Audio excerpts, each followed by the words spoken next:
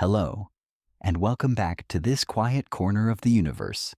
Tonight, the air is still, and the great noise of the modern world has receded, leaving only the soft hum of silence.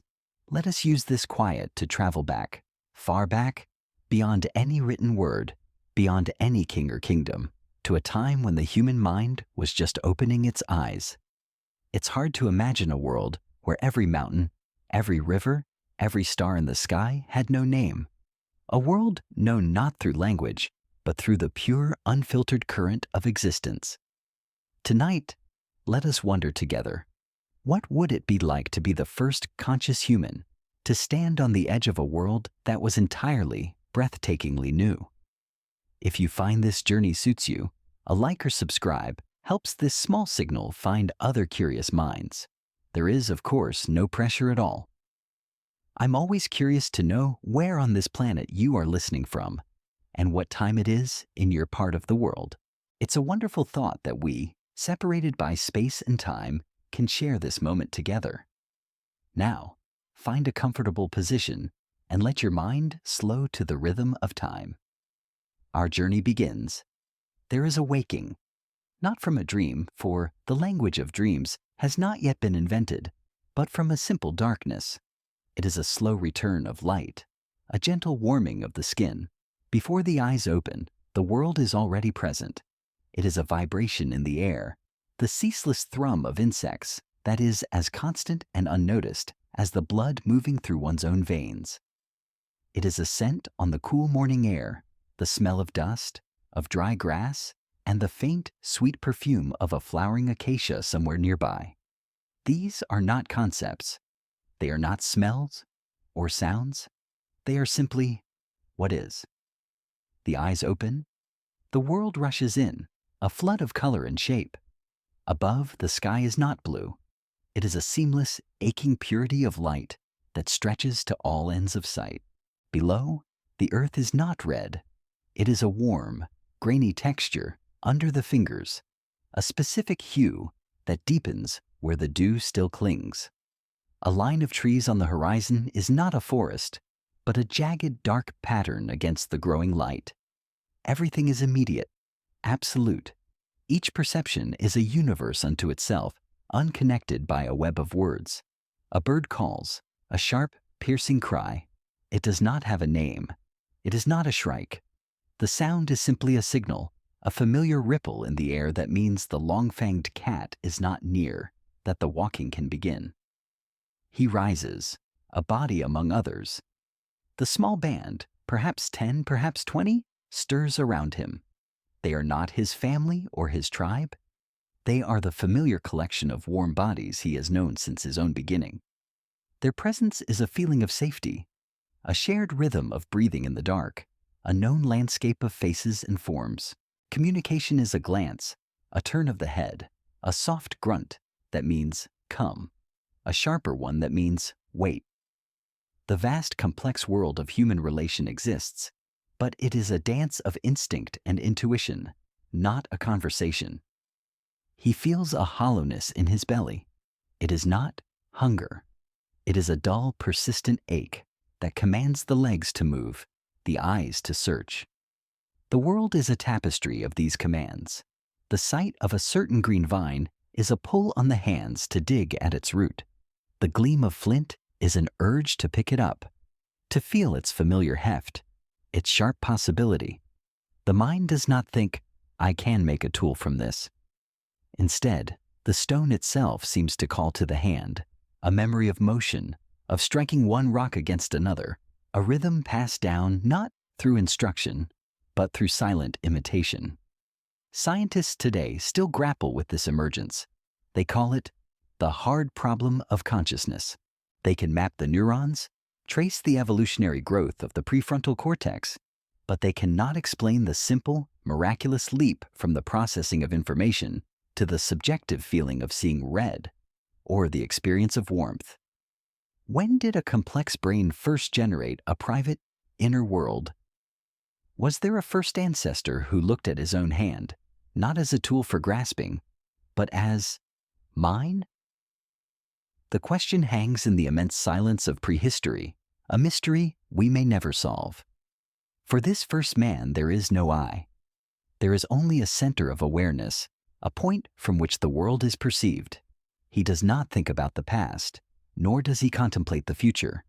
There is only the long, unbroken chord of the present moment. Memory exists, but it is not a story he tells himself. It is a feeling in the body. The scent of rain on hot earth is not a memory of the last storm. It is the storm itself, reawakened in the senses, a signal that water is coming. The sight of a lion's track in the dust is not a warning of a lion. It is the immediate presence of danger, a coiling in the gut, a sudden, sharp clarity in the eyes. As the sun climbs, the world changes. The light becomes heavy, the air thick with heat. The band moves with a slow practiced economy, their bare feet knowing the texture of the earth, the places where the ground is hard, and the places where it is soft and yielding. They find a patch of earth that is different, disturbed. He sees a small succulent tuber, a familiar shape. The taste is not sweet or earthy. It is simply the sensation that quiets the ache in his belly. This is the rhythm of life. A need arises. The world provides a response. The need subsides. It is a simple, profound loop, unburdened by anxiety or desire for more. The day ends as it began. The light softens, stretching shadows into long, strange shapes. The air cools. The familiar sounds of the day fade, replaced by the chirps, clicks, and distant calls of the night. The band gathers in the shelter of a rock overhang. A fire kept alive from a distant lightning strike is coaxed from embers. It is not fire. It is the moving, dancing light that keeps the darkness at bay. It is the warmth that seeps into tired muscles.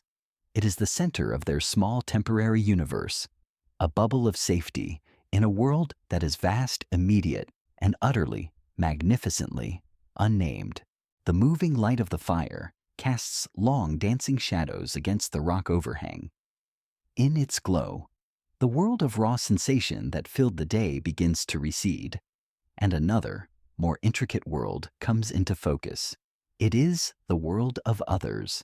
The air, which by day carried the scent of acacia and dust, now carries the smell of wood smoke, of roasting tubers, and the warm, familiar scent of the bodies huddled close.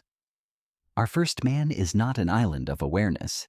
He is a single point of light in a small constellation.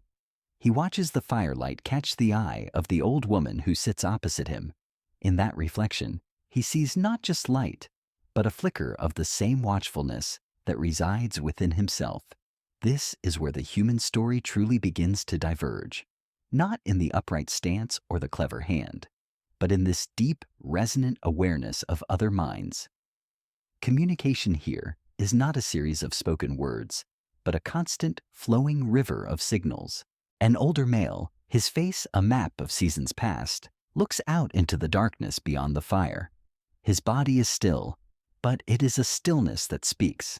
It is a taut, listening quiet that travels through the group like a ripple, and every other member becomes a little more still, their senses turned outward. No sound was made, yet a complex message was sent and received. Be alert. The night has ears. The primary language is the body. A young mother comforts her child, not with lullabies, but with the steady rhythm of her hand stroking his back. A slow, ancient reassurance that says, "You are safe. I am here." Two younger males sit side by side, carefully examining the point of a wooden spear. One touches a flaw in the wood, a subtle crack, and the other nods. Their shared gaze, their joint attention on this single point, is a conversation. It is a transfer of knowledge, an agreement on reality. This ability to look at what another is looking at and understand its significance is the bedrock upon which all teaching, all culture is built. Much of the day is spent in a quiet, moving meditation. Of grooming, he sits behind one of his kin, his fingers carefully sifting through the thick hair, picking out burrs, ticks, and bits of leaf. This is not merely an act of hygiene. It is the most profound social currency they possess. Each patient, gentle touch is a sentence. It says, I am your ally. I care for your well-being. You can trust me. In a world without contracts or promises, this physical act of service is the bond that holds their fragile society together. Scientists refer to this as the social brain hypothesis, the idea that our minds grew so large not to make better tools, but to navigate the dizzyingly complex web of these social relationships. Keeping track of who is allied with whom is trustworthy, and who owes a debt of grooming required immense cognitive power. The sounds they make are as varied as the calls of birds, and just as meaningful.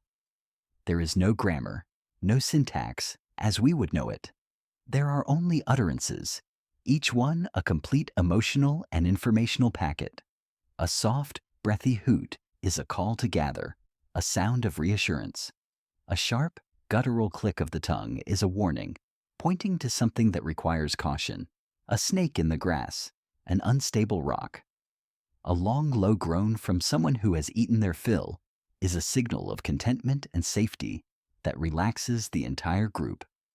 Linguists still wonder how this primal form of communication, often called a proto-language, made the leap to the complex symbolic system we use today. Did language begin with gestures, the hands painting ideas in the air? Or did it begin with these vocal calls slowly breaking down into smaller, reusable parts? It's a mystery buried deep in the past. Perhaps for this first man, the gesture and the sound were one and the same. When he points to the rising moon, a sliver of white in the ink-black sky, and lets out a soft sound of wonder, the sound is the pointing.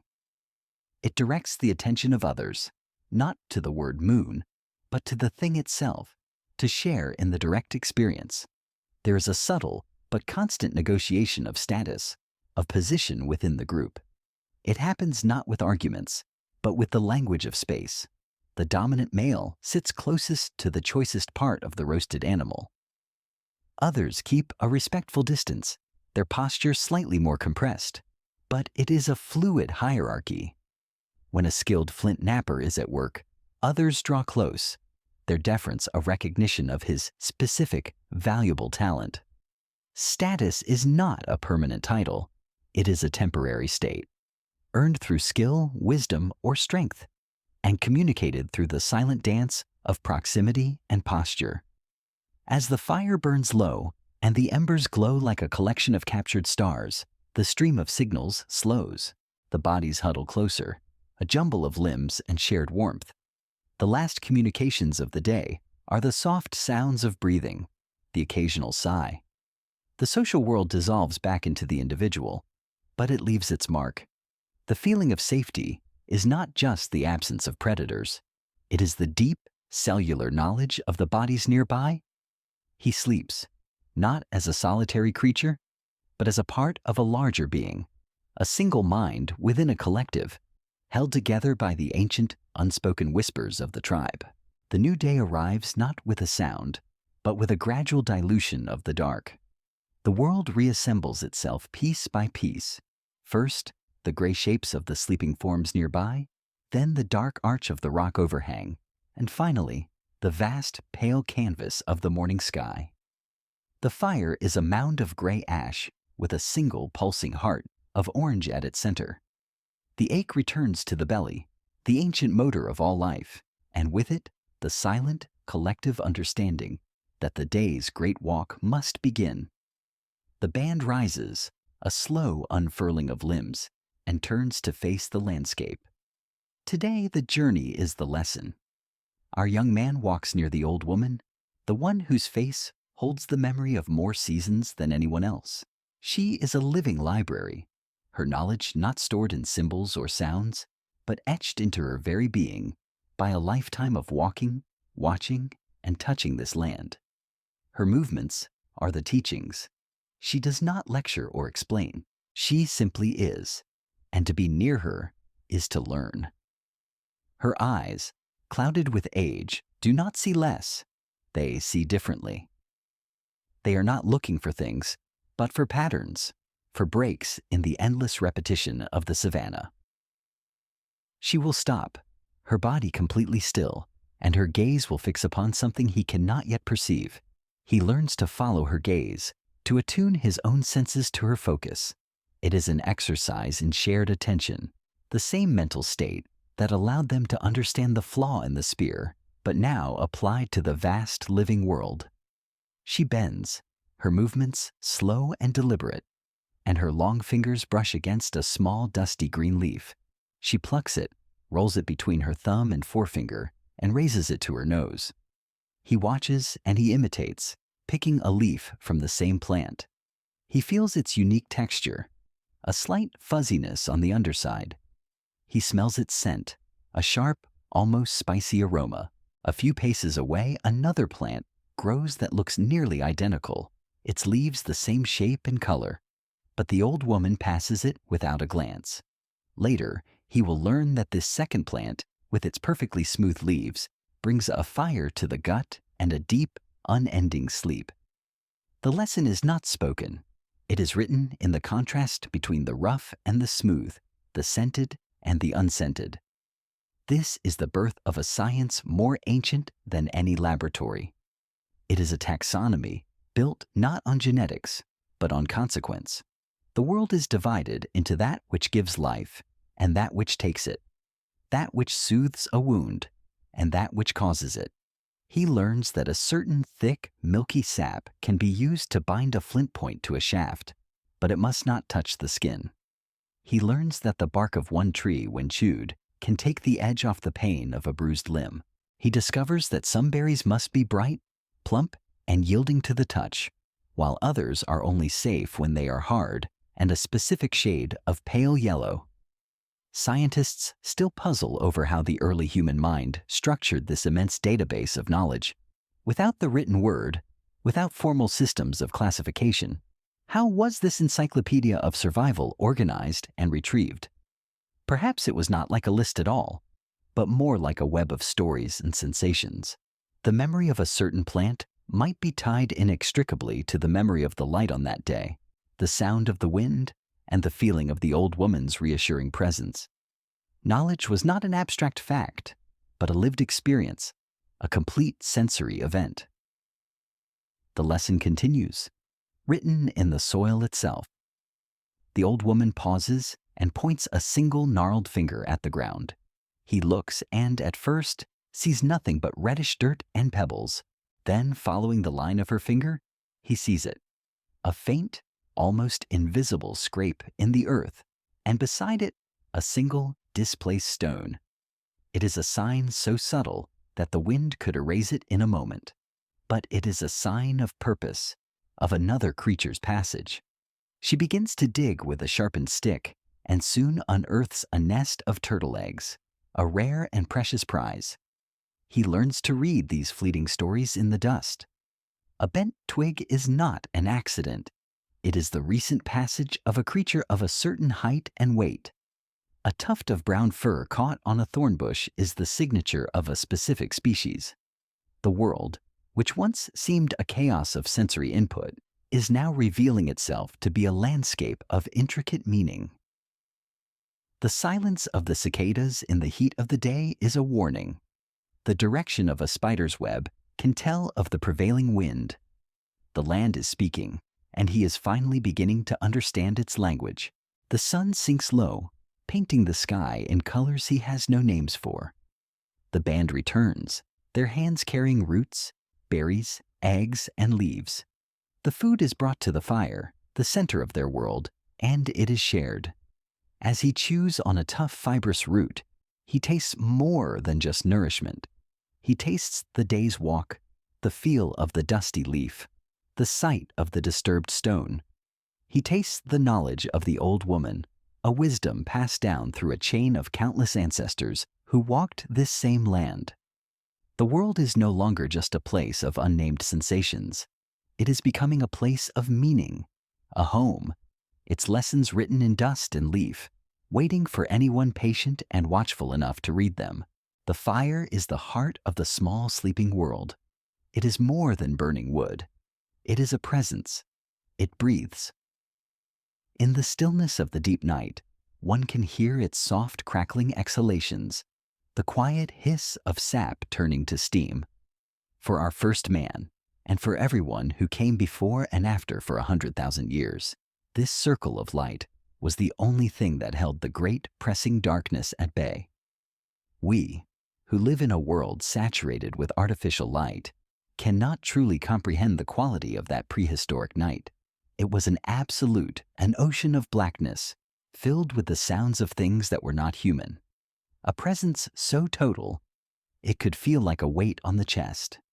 The fire did not simply illuminate, it carved a space for humanity out of that primal fear. This fire is not a tool to be created and discarded. It is a treasure, a living inheritance. It is a tamed piece of the sun. Perhaps its ancestor was a bolt of lightning that shattered a great dry tree weeks ago, miles away. Perhaps an elder, in a moment of desperate courage, snatched a burning branch from the edge of a sweeping grass fire. No one here knows how to make a new one. The art of creating life from friction, of coaxing a spark from stone and wood, is a magic that lies far in the future. Their fire is a single, continuous entity, a life form that must be fed, protected, and carried with them on every journey. It is their most precious and most demanding member of the tribe. To keep it alive is a constant, shared duty.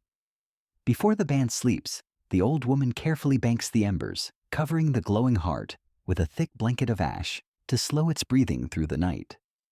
When they travel, a piece of slow-burning fungus, or the smoldering core of a particular type of wood, is carefully wrapped in green leaves and cradled in a hollowed stone or a large shell. It must be shielded from the rain and the wind. Every few hours, the carrier must stop, unwrap it, and feed it a few dry fibers to keep its spirit alive. To let the fire die would be more than an inconvenience. It would be a catastrophe, a return to the cold, dark world of an earlier age. Around this fire, the very chemistry of survival is transformed. The tough fibrous roots they gathered during the day, which would cost the jaw hours of painful chewing and the gut a long, difficult battle to digest, are laid in the hot silver ash. Here, an external alchemy takes place.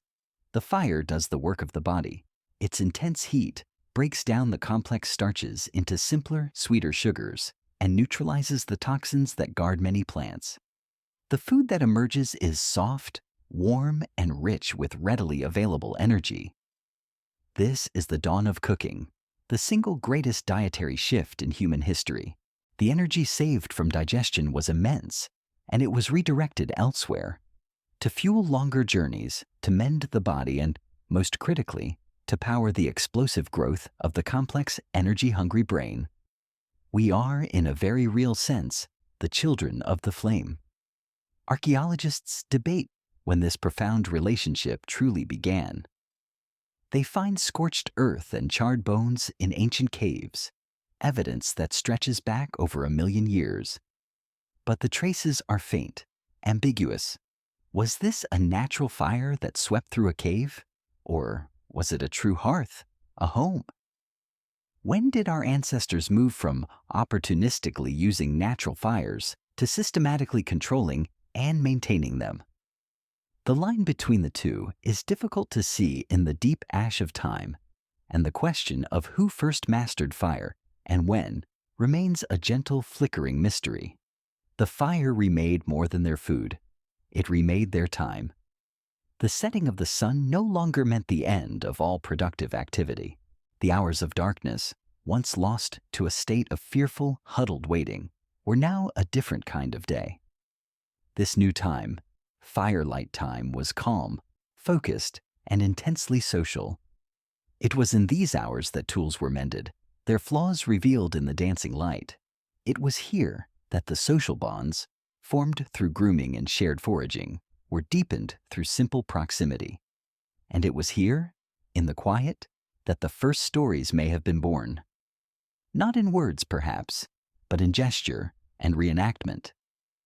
A hunter, his face lit by the orange glow, might mime the movements of the great deer he saw that day, his hands becoming the antlers, his body showing its graceful leap. The others watch, their shared attention focused on the shadow play. The fire provides the stage, The darkness provides the backdrop, and the human need to share experience provides the drama.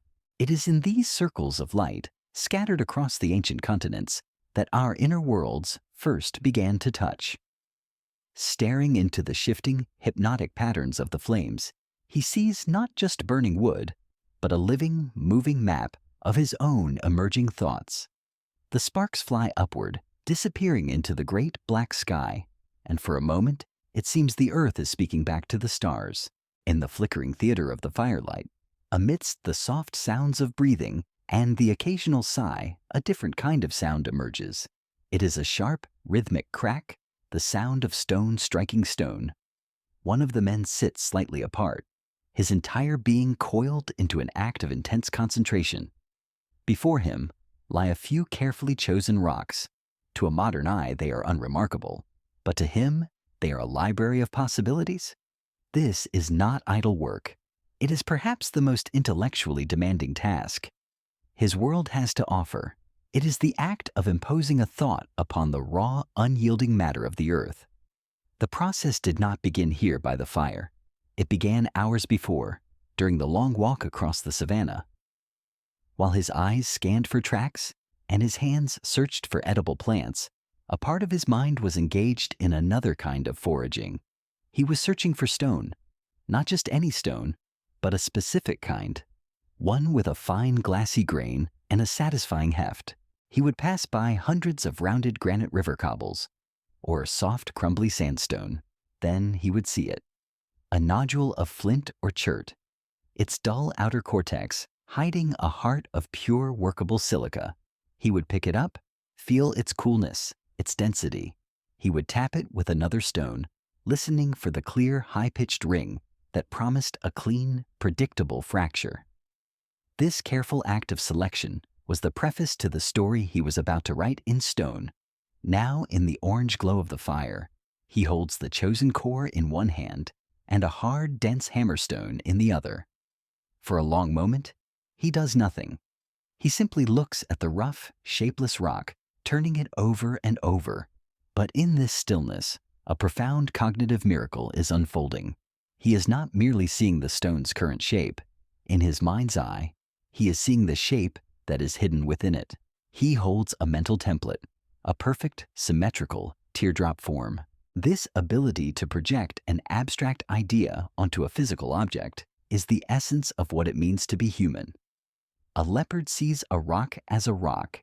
He sees it as a potential tool, a future object that exists only in his imagination. Then the work begins. The first strike is a powerful, decisive blow.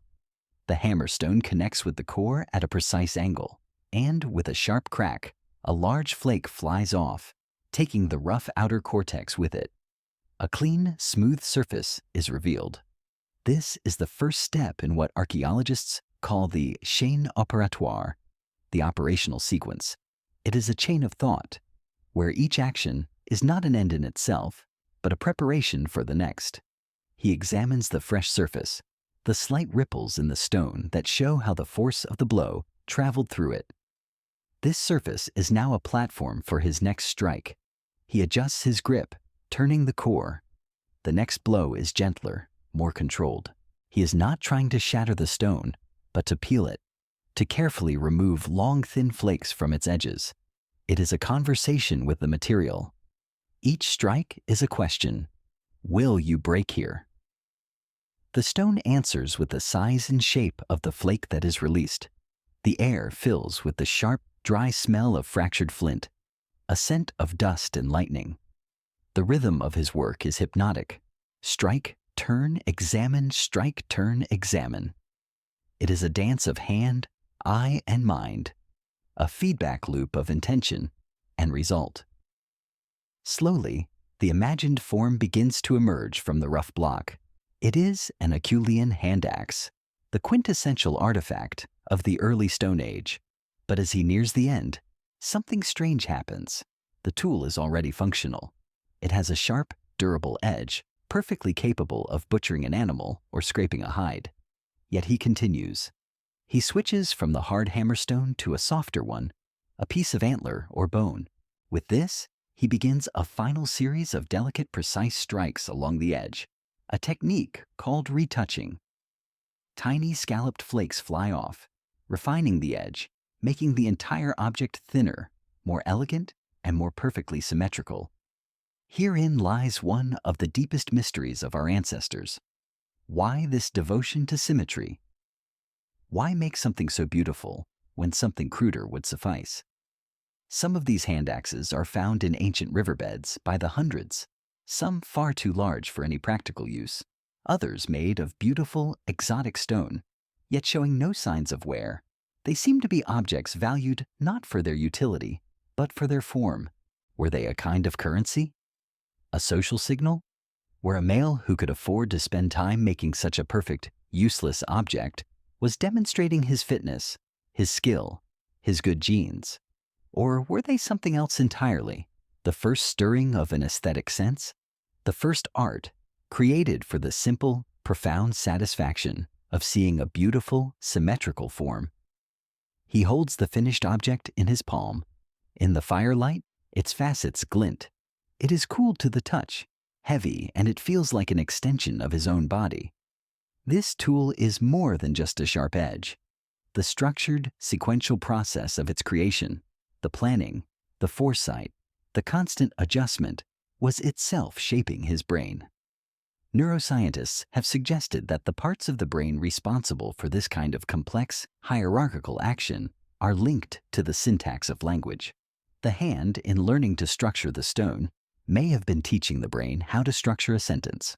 As he places the axe beside him, a thought made solid, he is unaware that the very act of its creation was helping to build the mind that would one day name the stars. The world is a rhythm, a great slow pulse of wet seasons and dry seasons. For as long as our first man can remember, the pulse has been steady.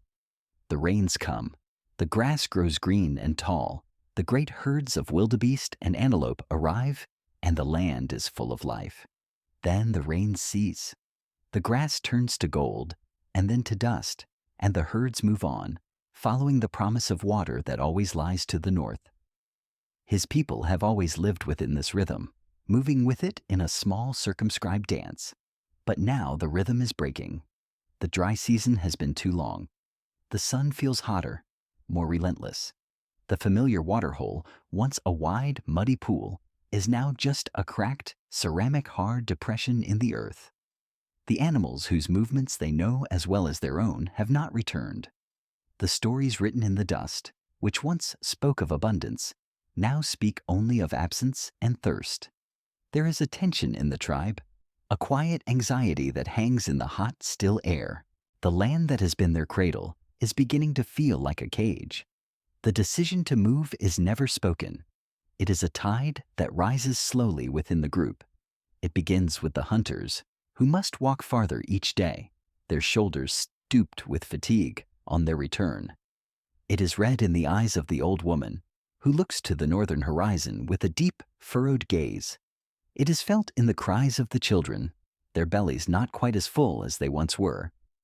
One morning, the band simply wakes, and without a word, turns their back on the familiar rock overhang, on the valley that has been their only world, and they begin to walk.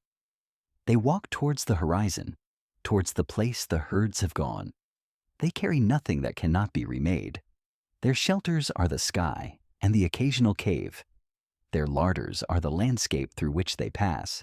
Their only true possession, the thread of continuity in their lives, is the fire. A designated keeper cradles a smoldering piece of wood wrapped in hides and leaves, a precious, living coal that represents their past and their future. To leave the fire behind would be to leave themselves. This is the beginning of the great expansion, the slow, inexorable trickle of humanity out of its African birthplace that would eventually lead to the settlement of every corner of the planet. But for this small band, it is not an epic journey. There is no destination, no map, no sense of a grander purpose. It is simply an extension of the daily search for food, a slight shift in their nomadic range. For a generation, they might only move 30 or 40 miles, a distance a modern car could cover in half an hour. But over 1,000 years, that slow generational drift becomes an unstoppable current. What was the engine of this incredible expansion? Scientists debate the exact causes.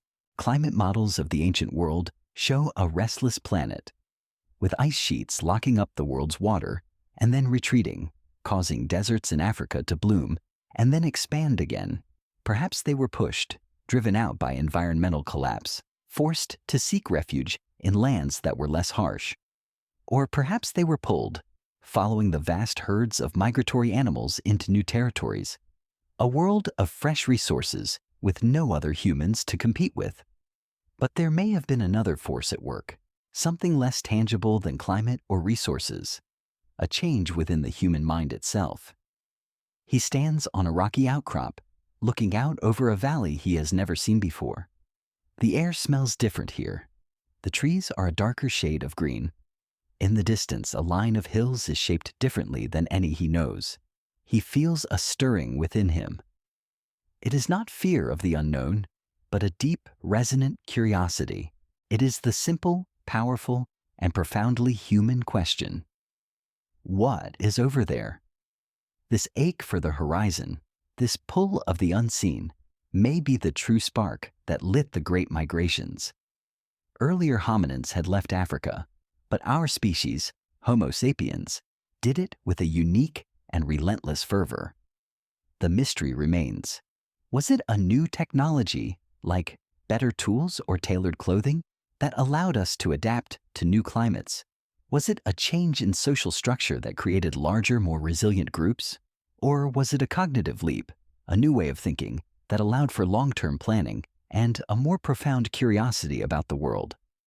The archaeological and genetic breadcrumbs give us a map of where and when, but the deep why is still whispered on the ancient winds. As dusk falls, the band finds a new place to rest, a small alcove in a sandstone cliff. The familiar constellations begin to appear in the unfamiliar sky. The keeper of the flame carefully unwraps the smoldering ember, feeds it a handful of dry grass and twigs, and breathes it back to life. As the flames grow, they cast their familiar dancing light on the strange new rock. In moments, the alien landscape is made familiar. They have created a home. He sits in the circle of light, the heart of their portable world, and looks out into the new darkness. It is vast and unknown, but tonight it feels less like a threat and more like a promise.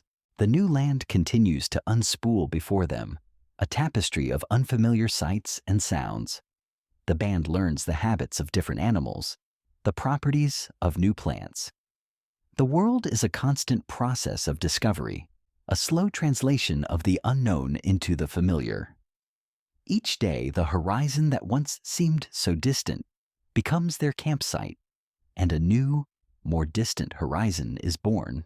It is on one of these exploratory walks, following a game trail along the banks of a winding, tree-lined river, that our protagonist finds a sign that stops him in his tracks. It is a footprint in the soft mud of the riverbank.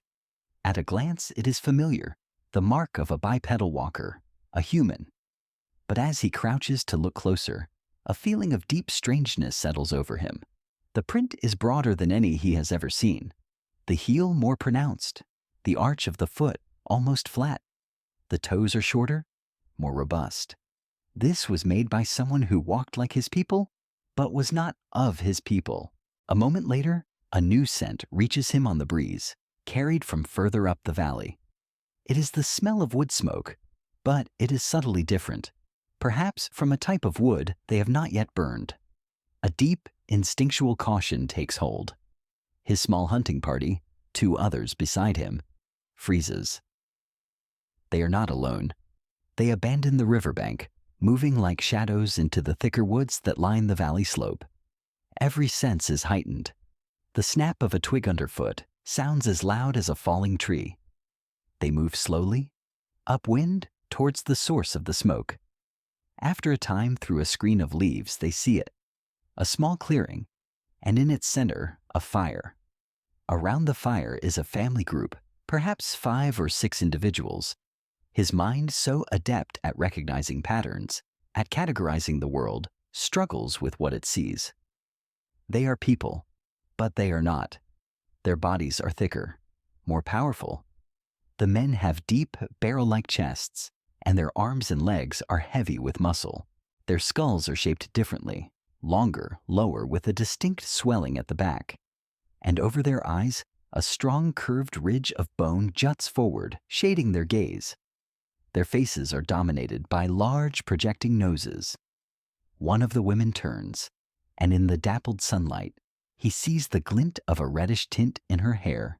They move with a kind of deliberate, grounded force, their bodies perfectly engineered for a life of strength and endurance in a colder world. The tools lying near their fire are also different. They are not the slender, blade-like flakes he is used to seeing. They are broader, heavier looking, expertly crafted in a style that is entirely alien to him. For a long, breathless time, he and his companions simply watch. They are witnessing something that has not happened for perhaps 50,000 years since their common ancestors walked the African plains. Two distinct streams of humanity, long separated by time and geography, have converged in this quiet, forgotten valley. These are the Neanderthals, a parallel humanity that has thrived in the harsh landscapes of Ice Age Europe and Asia for hundreds of thousands of years. Then it happens. A woman from the other group, tending to a skin stretched on the ground, looks up. Her eyes, deep set beneath that heavy brow, scan the forest. For a heart-stopping moment, her gaze locks directly onto his. In that instant, the vast gulf of difference between them, the shape of the skull, the build of the body, the style of the tools, collapses into a single point of recognition. He does not see a monster or an animal. He sees a mind.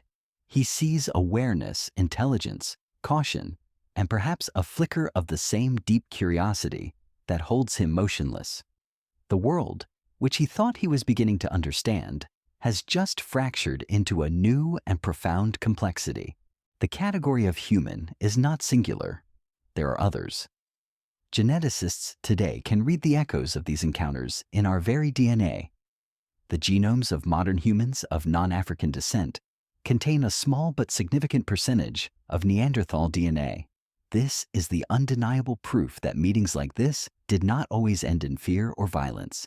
They must have at times led to curiosity, to acceptance, even to family. We carry the ghosts of these other people within us. They are a part of our story.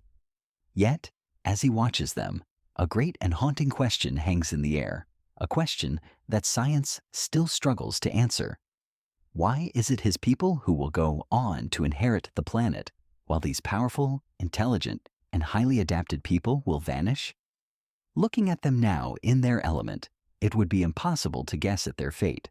Was it a subtle vulnerability to a new disease his own people carried? Was it a dietary inflexibility in the face of a rapidly changing climate? Or were there smaller, more scattered populations simply absorbed by the larger waves of modern humans pouring out of Africa? Their ultimate disappearance is a silent, poignant reminder that the path of evolution is not always a simple march of progress. The moment stretches, a silent, fragile truce held in a shared gaze. There is no sound, no gesture of aggression from either side. Finally, with an almost imperceptible nod to his companions, he begins to back away, melting into the shadows of the forest. The woman watches them go, her expression unreadable. She does not call out an alarm. The encounter ends. That night, beside the familiar comfort of his own fire, the world feels immeasurably larger. The faces of his own tribe, once the only template for humanity he knew, now seem more precious, more specific. The distant horizon he has been chasing has delivered a revelation far more profound than a new mountain range or a different type of prey. It has shown him a mirror, and in it, he has seen a different version of himself. The Valley of the Other People now exists as a permanent landmark in his mind, a place that redefines the very meaning of us. The memory of the other people lingers, a new and permanent feature in the landscape of the mind. But the world of thought is a luxury, and the world of the body is a constant, pressing reality. The gnawing ache of hunger is a more immediate concern than the existence of another humanity. For days, the band has subsisted on roots and the occasional small creature, but it is not enough. The children are listless, the elders quiet. Then the scouts return, their eyes bright with a silent, urgent message. They have found the tracks of a great prize, a herd of giant elk, their immense antlers like forests carried on their heads. The unspoken consensus ripples through the camp. The time for gathering is over. The time for the great hunt has come. The hunt does not begin with a chase, but with a quiet ritual in the firelight. The hunters gather, their movements deliberate and focused. Our protagonist selects his best spear, its wooden shaft seasoned and straight. He runs his thumb along the flint point, the one he so carefully crafted what seems like a lifetime ago. It is still sharp, but he knows it must be perfect. Using a piece of rough sandstone, he begins to work the edge, a patient, repetitive scraping sound that is the only percussion in the quiet camp. This is not just the sharpening of a tool, it is the sharpening of the mind, a paring away of all distraction until only a single point of purpose remains. Around him, other hunters do the same, testing the sinew bindings, feeling the balance of their weapons. They are not speaking, but they are in deep communion. At dawn, they move out. They are a small group, perhaps 5 of the strongest and quickest. They move not with the slow, meandering pace of foraging, but with a silent, purposeful stride. The leader, a man whose age is marked not in years, but in the scars on his arms and the deep knowledge in his eyes, is reading the earth. He points to a patch of grass, still dewy but trampled. He crumbles a piece of dried mud from the edge of a track between his fingers. It is still cool. The elk are close, and they are moving slowly. His senses are in conversation with the land, and every hunter behind him is listening. They find the herd in a wide, grassy basin.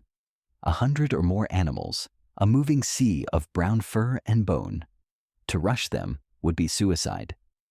Here the true hunt begins, and it is a hunt of the mind. The leader does not speak a word, but he orchestrates a complex plan. A glance and a flick of the wrist sends 2 hunters on a long looping path to the far side of the basin, a journey that will take an hour. A subtle hand signal directs another to a high rocky outcrop that overlooks the herd. Our protagonist's role is to wait, to be a part of the trap that has not yet been set. This is the pact. It is a plan held in the collective consciousness of the group, a shared intention that exists without language. It requires a profound trust, a kind of group telepathy where each man knows his part and trusts that the others will know theirs. As they wait, motionless behind a screen of thorny bushes, one can only wonder at the sheer audacity of this act. Why target such immense and powerful creatures? Why not focus on the smaller, less dangerous game that is far more plentiful? Archaeologists have long debated the role of megafauna in the prehistoric diet. Were these great hunts a regular occurrence, the very foundation of their survival? Or were they rare, high-stakes events, undertaken more for the social prestige they conferred than for the calories they provided? The truth likely lies somewhere in between, a complex calculation of risk, need, and reward that we can now only guess at. An hour passes. The sun climbs higher. Then, a signal. Not a sound, but a movement. On the far ridge, a flicker of motion from the hunter stationed there. The 2 flankers have reached their positions. The trap is set. The leader gives a low bird call, a sound that is part of the natural chorus of the plains. On cue, the flankers break from their cover, shouting and waving their arms. At the same time, the hunter on the ridge rolls a large boulder down the rocky slope. The sound echoes through the basin. Panic ripples through the herd. But it is a controlled, directed panic. The hunters are not trying to kill. They are herding. They are using their deep, intuitive knowledge of animal psychology, steering the terrified animals away from the open plains and towards a narrow bottleneck in the terrain, a place where the basin drains into a steep-sided gully. The great animals pour into the gully, their movements hampered by the close quarters. Now, and only now, do our protagonist and the leader make their move. They are not attacking the strongest bulls at the front, but an older, slower female near the back, one already showing signs of exhaustion. Their movements are precise, economical, and incredibly brave. It is over in moments. One life is taken to sustain many. There is no roar of victory. A quiet, almost solemn mood settles over the hunters as they stand before the fallen animal. It is a moment of respect, of acknowledging the great spirit that has departed so that they might live. The true work, the work of butchering this mountain of meat and hide, is just beginning. But as they draw their stone knives, a powerful, unspoken bond flows between them. They have faced the great beast, and through their shared mind, their silent pact, they have prevailed. It is this cooperation, this ability to weave individual minds into a single purposeful thread, that is their greatest tool and their most profound secret. The fire roars, a celebration of life. For the first time in many weeks, every belly is full. The rich, smoky taste of roasted meat, a reward from the great hunt, has washed away the lingering anxieties of scarcity. A deep, collective contentment settles over the band. The children, usually asleep by now, chase each other's shadows in the expansive firelight, their soft laughter rising into the night air. In these rare moments of abundance and security, the relentless focus on survival can soften, allowing the mind to wander into other less immediate landscapes. As the energy of the feast subsides, our protagonist lies back on a patch of still warm earth, his head resting on a smooth stone. He looks past the twisting column of smoke and sparks, up into the great, dark ocean of the sky. He has looked at it every night of his life, but tonight, with a full belly and a quiet mind, he truly sees it. We who live under a sky veiled by the glow of our own creations have forgotten what a true night looks like. His sky is not black, it is a riot of light. The great river of the Milky Way is not a faint, milky smudge, but a brilliant, textured band of cloud and dust and light, so bright that it casts its own soft, ghostly shadows on the land. The darkness is not empty. It is crowded with a dizzying multitude of stars, a field of diamonds scattered on black velvet. In this beautiful, overwhelming chaos, his mind instinctively begins to do what it has been shaped to do for 1,000,000 years. It searches for patterns. It is the same cognitive impulse that allows him to see the shape of a hand axe in a rough cobble of flint, the same skill that lets him read the story of a herd's passage in a confusion of trampled grass. The mind is a pattern-seeking machine, and this is the greatest pattern of all. He sees a straight line of 3 bright stars, a familiar landmark in the celestial wilderness. Not far from it, he sees a small, tight cluster of fainter lights, like a swarm of glowing insects. He does not have names for them, no Orion, no Pleiades, but he recognizes them. They are familiar faces in the vast, silent crowd. He begins to connect the dots, projecting the world he knows onto the canvas above. A graceful arc of stars becomes the sweeping horns of a great buffalo. A sprawling, less defined shape becomes a lion, forever stalking the 3 stars that are the elk.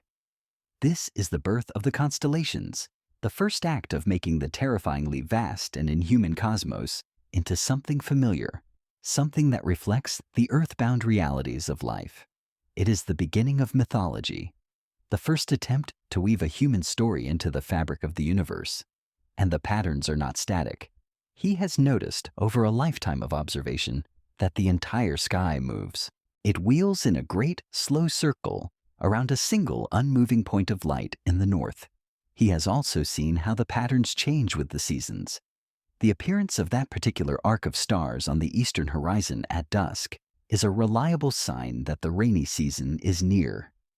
The rising of the bright 3-star line just before the sun is the signal that the great herds will soon begin their journey south. The sky is more than a beautiful spectacle. It is a map, a compass, and a calendar. It is the land's greater, more predictable twin. The moon is an even more intimate companion. He has watched its steady, reliable rhythm his entire life. He has seen it born as a fragile silver crescent, swell to a magnificent, luminous disk that bathes the world in a cool white light and then waste away into darkness before its inevitable rebirth. This cycle, this slow, silent breath of the moon, is the first and most fundamental measure of time beyond the day. It is a rhythm that speaks to the deepest parts of human biology, a clock that governs the tides of the sea and the tides within the body. Archaeologists have found ancient bones, tens of thousands of years old, etched with sequences of notches and lines. Some believe these may be the first calendars, primitive attempts to track the phases of the moon. In the painted caves of Europe, clusters of dots have been found that seem to correspond to constellations. It is a tantalizing but unproven idea. When did our ancestors' gaze shift from one of simple awe to one of systematic observation? The mystery remains, hidden in the ambiguity of a scratch on a bone. Suddenly, a streak of brilliant white light tears across the sky, silent and impossibly fast. A star has fallen from its place. He has seen this before, but it is always a shock, a moment that stops the heart. He does not know it is a speck of cosmic dust burning in the atmosphere. To him, it is a sign, a message from the vast, powerful world above. It is a moment of pure, unadulterated awe, a feeling that is the seed of both science and religion. It is the feeling of being small in the face of an immense and profound mystery. The fire is now just a bed of glowing embers. The camp is silent, asleep. But he remains awake, a solitary consciousness looking up into the infinite. The universe is speaking in a language of light and time, and he is just beginning to learn its grammar. The sky, which had been a map of silent, distant fires, has vanished. For 2 days, a relentless cold rain has fallen, turning the earth to mud and driving the animals to shelter. The band's usual overhang is no longer enough. The wind drives the water in, soaking their sleeping furs and threatening the precious sputtering fire. Driven by the need for true shelter, they do something they rarely do. They venture deep into one of the limestone caves that honeycomb the surrounding hills. They move past the familiar mouth, into the twilight zone where the sun's reach fades, and then, deeper still, into a world of absolute, profound blackness.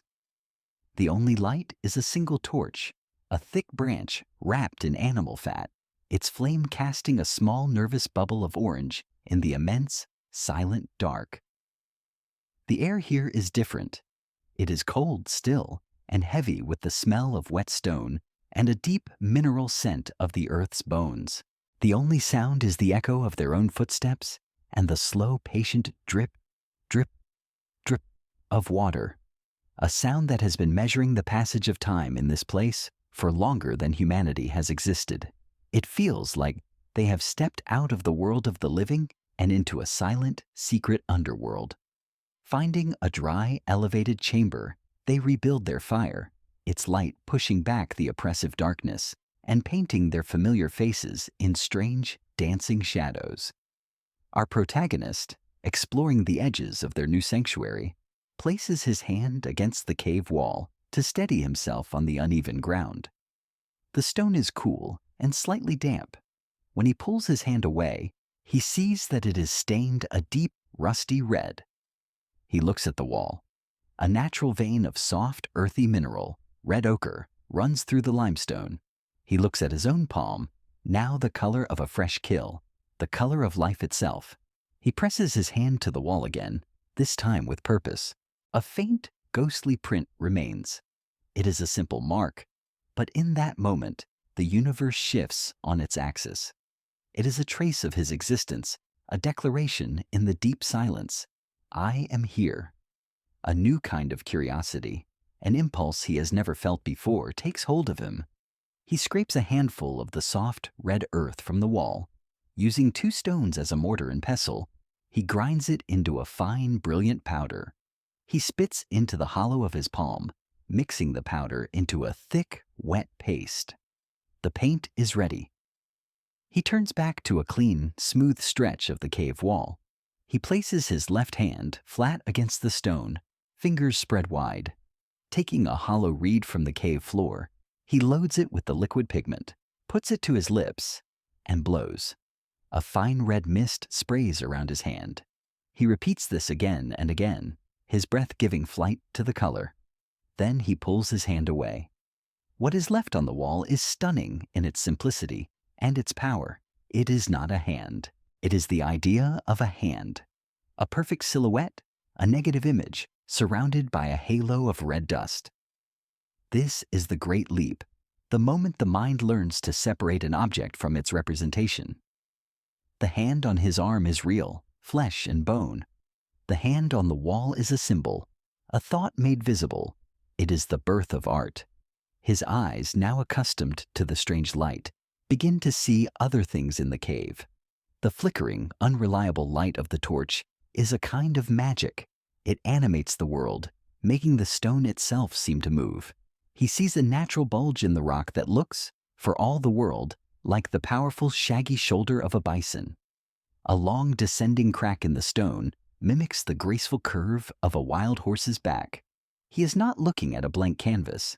The cave itself is offering him images. Taking a piece of burnt wood from the fire, he reaches up and makes a mark with the charcoal. He traces the curve of the crack, extending it into a long flowing tail. He draws a short, delicate head and 4 legs tucked underneath, as if in mid-gallop. He is not creating the horse so much as releasing it from the stone. He is collaborating with the shadows, with the shape of the rock, with the dancing light. Soon the walls of the chamber are filled with the silent, moving ghosts of the animals they know so well. The great elk from the hunt, the woolly rhinoceros, the lion. In the unsteady breathing light of the fire, the creatures seem to move, their painted muscles rippling, their legs galloping across the stone in an endless silent stampede. Why here? Why in this cold, dark, secret place, so far from the light of the sun?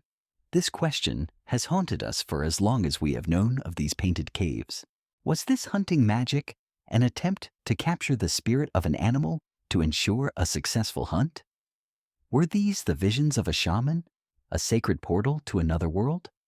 Or was this a place of teaching, where the lore of the tribe was passed down through stories painted on the walls? The artists left no explanation, only the breathtaking, silent art itself. Their purpose remains the deepest and most beautiful of all prehistoric mysteries. He steps back, holding the torch aloft. He is no longer in a simple cave.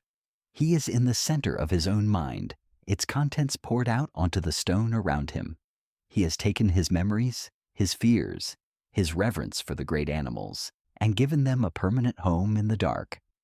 In the deepest heart of the earth, humanity has found its voice, and it speaks not in words, but in shadow and line.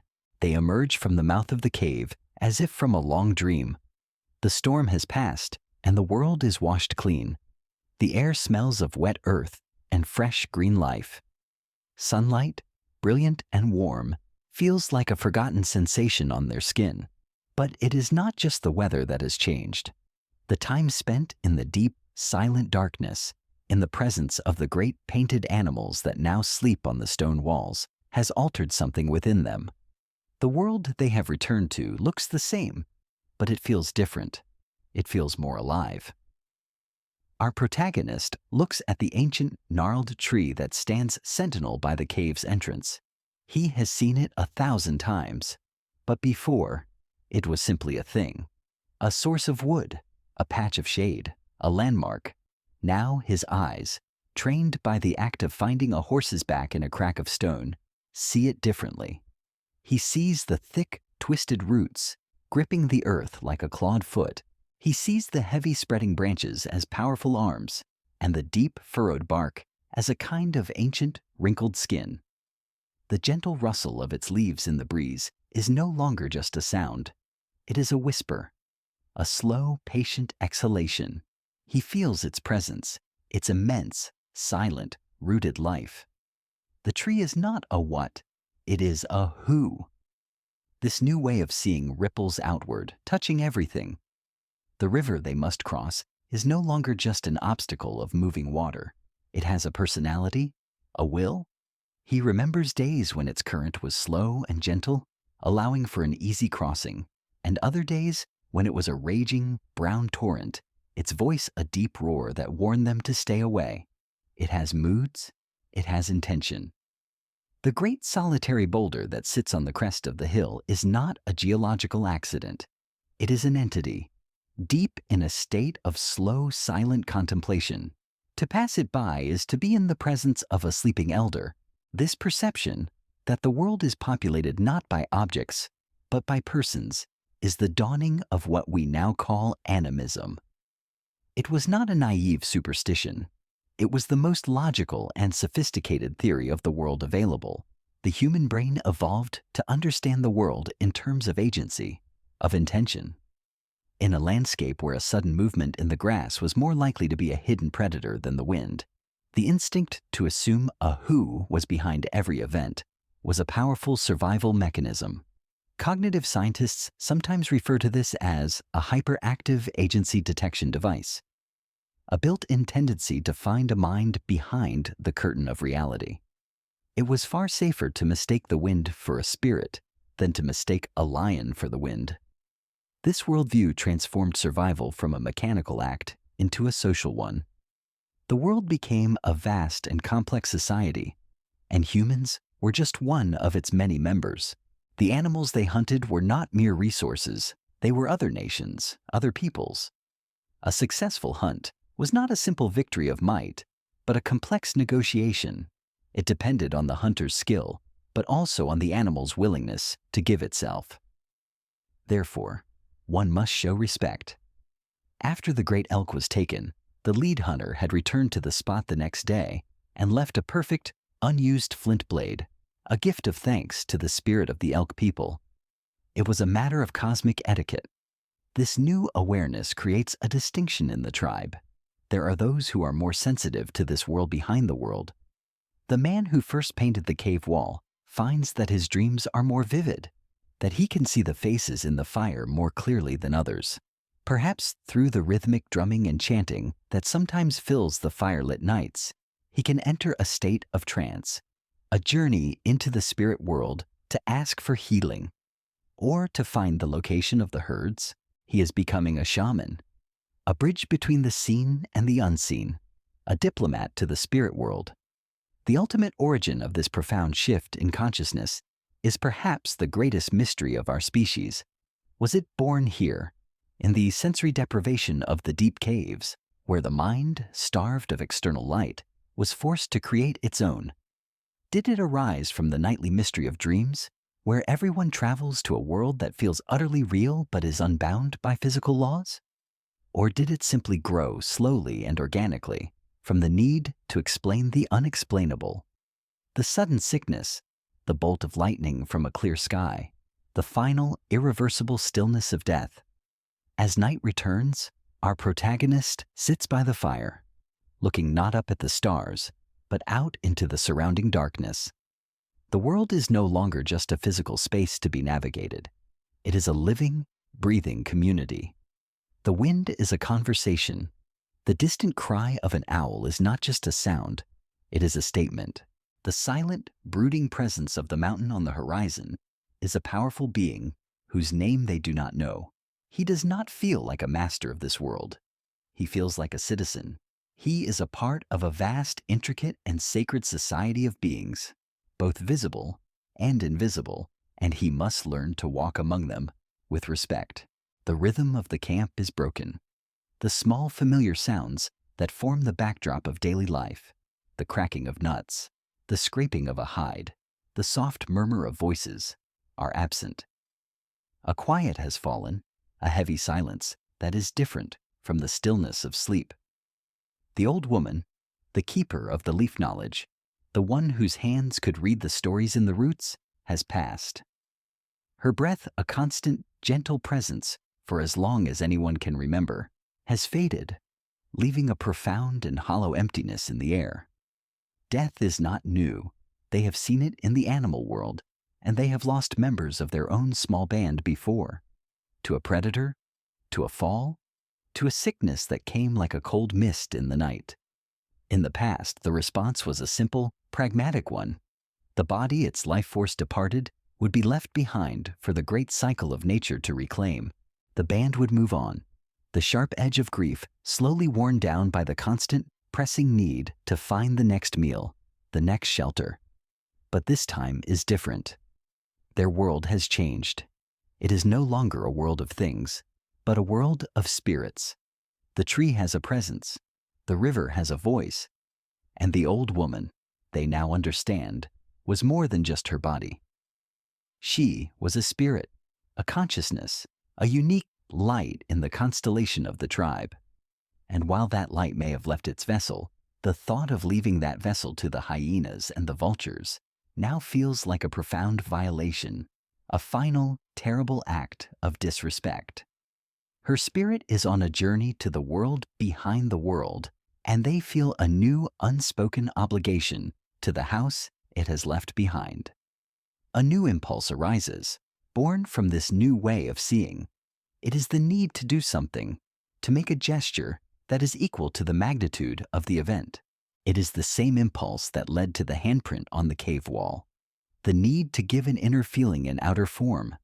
The decision is not spoken, but it is shared. They will not leave her. They choose a place in the shade of the great ancient tree they have come to see as a guardian. With sharpened digging sticks and the broad, strong shoulder blades of a giant elk, they begin to break the earth. The work is slow and hard. The sun beats down, and sweat traces paths through the dust on their skin. This is not a task of convenience. It is a labor of love, a communal effort fueled by loss. Each scoop of earth is a testament to the weight of her life, to the depth of their grief. They are digging a bed, a final resting place. They are making the first grave. When the shallow hollow is deep enough, they stop. The act that follows is one of infinite tenderness. They lift her frail body, not as a burden, but as a treasure. They do not cast her in, but lay her down gently. They curl her body, drawing her knees up to her chest, and place her on her side, as if she were merely asleep. It is a position of rest, but it is also the position of a baby in the womb. It is an act of hope, a wish for rebirth into the spirit world. Then something new happens, something that marks a profound shift in the human story. One by one, they bring gifts.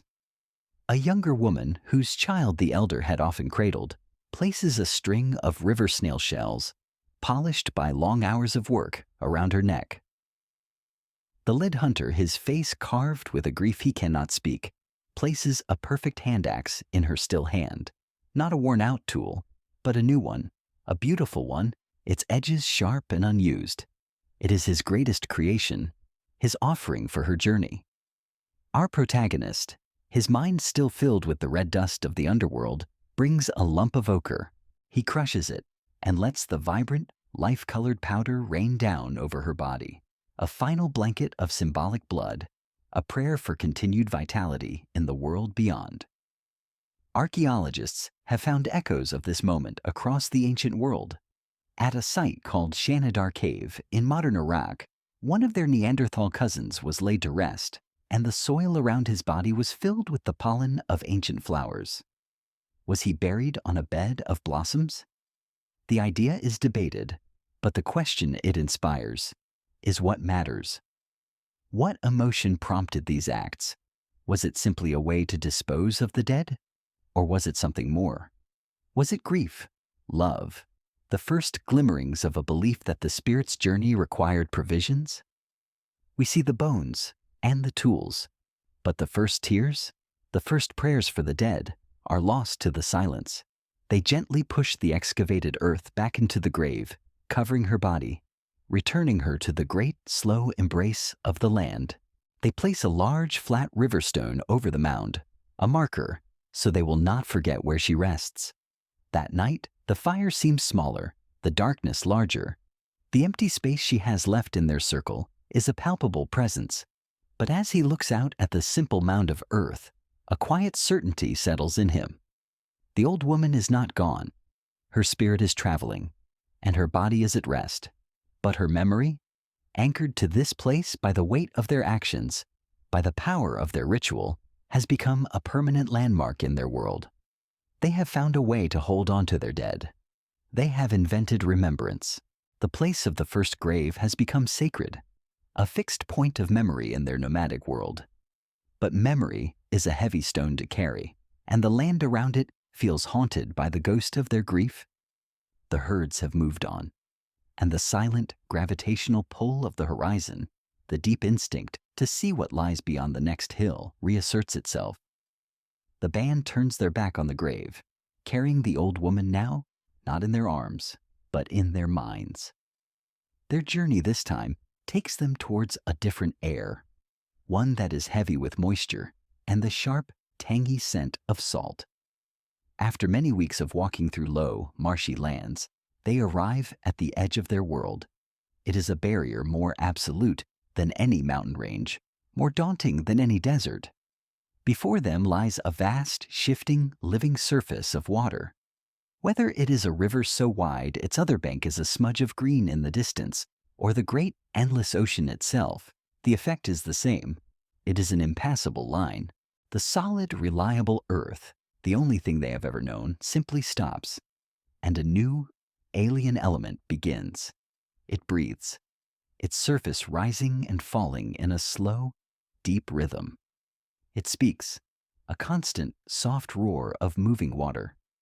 Their knowledge of the land, their ability to read tracks and find routes is useless here. They make their camp at this strange new edge, a frontier between the known and the unknowable. For days, they simply watch. They see great trunks of trees, swept from some forest far upriver, drift silently past on the current. They watch the seabirds, masters of this liquid world, dive and soar and rest on its surface.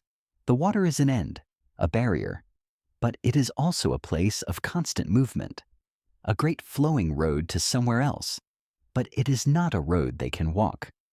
The first step into this new world is not one of genius, but of accident. A child playing at the water's edge climbs onto a large sun-bleached log that has washed ashore. A wave, larger than the rest, lifts the log and pulls it into the deeper water. A moment of shared panic grips the band, but the child does not sink. He shrieks, but it is a sound of surprise, not terror. He is floating. The log, a simple piece of dead wood, is holding him aloft, carrying him on the water's gentle swell. A few of the men wade out and push the log back to shore. The child is safe, but the world has been irrevocably changed. An idea has been born, as electrifying as the first controlled flame. Wood can defy water. The mind of our protagonist, the mind that saw an axe in a stone and a horse on a cave wall, now looks at the driftwood scattered along the shore in a new light. He sees not just logs, but possibilities. He pushes a single, large log into the water. It floats, but when he tries to put his weight on it, it rolls, throwing him into the cold, churning water. It is unstable, untrustworthy. But what if it was not alone? He sees two logs, lying side by side on the sand. An image forms in his mind. The two logs join together, a surface wider and more stable. It is a new kind of problem, requiring a new kind of making. He and another hunter drag two logs of similar size together at the water's edge. Using the tough, pliable vines they have always used for binding spear points and building shelters, they begin to lash the logs together. It is clumsy, frustrating work. They have no experience of this. Their knots, designed for the static pull of a spear binding, slip and loosen in the dynamic, shifting environment of the water. But they learn. They adapt. After a full day of labor, they have created a crude, awkward platform. It is not beautiful like the hand axe, nor is it evocative like the paintings. It is a purely functional object, born of a desperate new idea. They have made a raft. The first voyage is a journey of only a few feet, but it is a greater leap than any migration they have made on land. Two of the younger men, their hearts caught between fear and exhilaration, push the raft into the water and clamber aboard.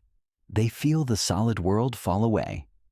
The raft shifts and groans under their weight. It is a living, unpredictable thing. Using their hands as paddles, they push themselves away from the shore. They are adrift. They are sailors. For the first time, humans are moving with intention upon the surface of the water. This crude assembly of wood and vine is the ancestor of every boat that will ever sail. The minds that conceived it are the minds that will one day cross oceans. We know that by 65,000 years ago, modern humans had reached Australia, a continent that was never connected by land to Asia. They must have made the journey on water. What did their vessels look like? Were they simple rafts like this one, carrying families on a perilous accidental drift? Or were they something more sophisticated? The ancient boats have all rotted away, leaving only the mystery of their ghost ships and the irrefutable proof of their success: human footprints on a once empty continent. The barrier has become a road. The great water is no longer just an edge. It is a new territory, a liquid savanna offering up its own resources. They learn to fish from the raft, to reach rocky outcrops teeming with birds. As evening falls, they sit by their fire, and the setting sun makes a glittering path across the water. The other side is still far away, a place of myth and dream. But it is no longer impossible. A new ache has joined the ache for the horizon, the ache for the other shore. The camp is nestled at the boundary of two worlds. Behind them is the solid, familiar earth of the forest. Before them is the endless rhythmic sigh of the great water. This new sound has become the backdrop to their lives, a constant, gentle percussion that measures out the days and nights. They have grown used to it, its soft roar a kind of lullaby. The tribe is gathered around the fire, the day's explorations on their crude raft complete. A feeling of quiet accomplishment hangs in the air, a confidence born from confronting a great barrier and turning it into a path. In the comfortable silence, a young boy idly taps two smooth, flat river stones together. At first, the sound is random, a sharp click-clack that mimics the sound of tool-making. But then a pattern begins to emerge. Influenced, perhaps, by the steady rhythm of the waves on the shore, his tapping becomes regular. A simple, repeated pulse. Tap, tap, tap, tap, tap, tap. It is a sound that has a shape, a predictable return. Another person, a young woman, looks up and smiles. She begins to clap her hands in time with the stones, her softer, fleshy sound weaving into the sharp percussion. Soon another joins in, slapping his hands against his thighs. A simple shared pulse has been born in the circle of firelight, and a strange magic begins to work upon them. As they fall into the shared rhythm, the boundaries between them start to dissolve. It is a neurological phenomenon as much as a social one. Their breathing begins to synchronize. Their heart rates couple to the beat. They are no longer a collection of separate individuals. For these few moments, they are a single rhythmic organism, their individual minds and bodies locked together in a shared, moving present. This is the primal power of rhythm, the most fundamental and potent social glue our species has ever discovered. Into this percussive landscape, another sound enters. It is the human voice. An older man, his eyes closed, begins to chant on a single low note, a deep hum that is more felt than heard. A woman's voice joins his, a fifth above, a clear, haunting harmony that hangs in the air. There are no words. Language is too specific, too small for the feelings of this moment. The awe of the great water, the memory of the great hunt, the lingering sadness for the ones they have lost. This is a more ancient form of communication, a language of pure emotion, of shared inner states made audible. Some theorists believe this is the very origin of our most complex abilities, a musa-language, from which both music and speech later diverged. Our protagonist has been watching, listening, feeling the rhythm in his own chest. He is holding a piece of bone left over from a great bird. A vulture, perhaps, whose wingspan was wider than two men. He has been cleaning it, intending to use the long, hollow tube as a carrier for red ochre powder. It is light and strong. Distracted by a piece of dried marrow inside, he puts one end to his lips and blows a sharp puff of air through it to clear it. A sound emerges that silences everyone. It is not a tap or a hum. It is a pure, clear, ethereal tone. A whistle, high and mournful, that cuts through the night and seems to hang in the air like a new kind of star. Everyone stops. All eyes are on him and the bone in his hands. He looks at it, astonished. He tries again, this time blowing more gently. The same haunting note sings out. He discovers a small natural hole in the side of the bone. When he covers it with his finger and blows, the note is lower, deeper. When he uncovers it, the higher note returns. He has not just found a sound. He has found a way to control it. He has created the first instrument. Hesitantly, he begins to play. A simple two-note melody that mimics the call of a cuckoo he heard that morning. The rhythm of the stones and hands starts again, softer this time. A bedrock for this new soaring voice. It is a moment of profound and beautiful mystery. What is this thing they are creating? It serves no practical purpose. It cannot start a fire, sharpen a stone, or cross a river. One modern scientist famously called music auditory cheesecake, a delightful but ultimately useless byproduct of other, more important evolutionary developments, like language. But to watch this circle of humans, their faces lit by the fire, their bodies moving as one, their spirits lifted by this patterned sound, is to feel a different truth. Perhaps this useless activity is the most useful of all.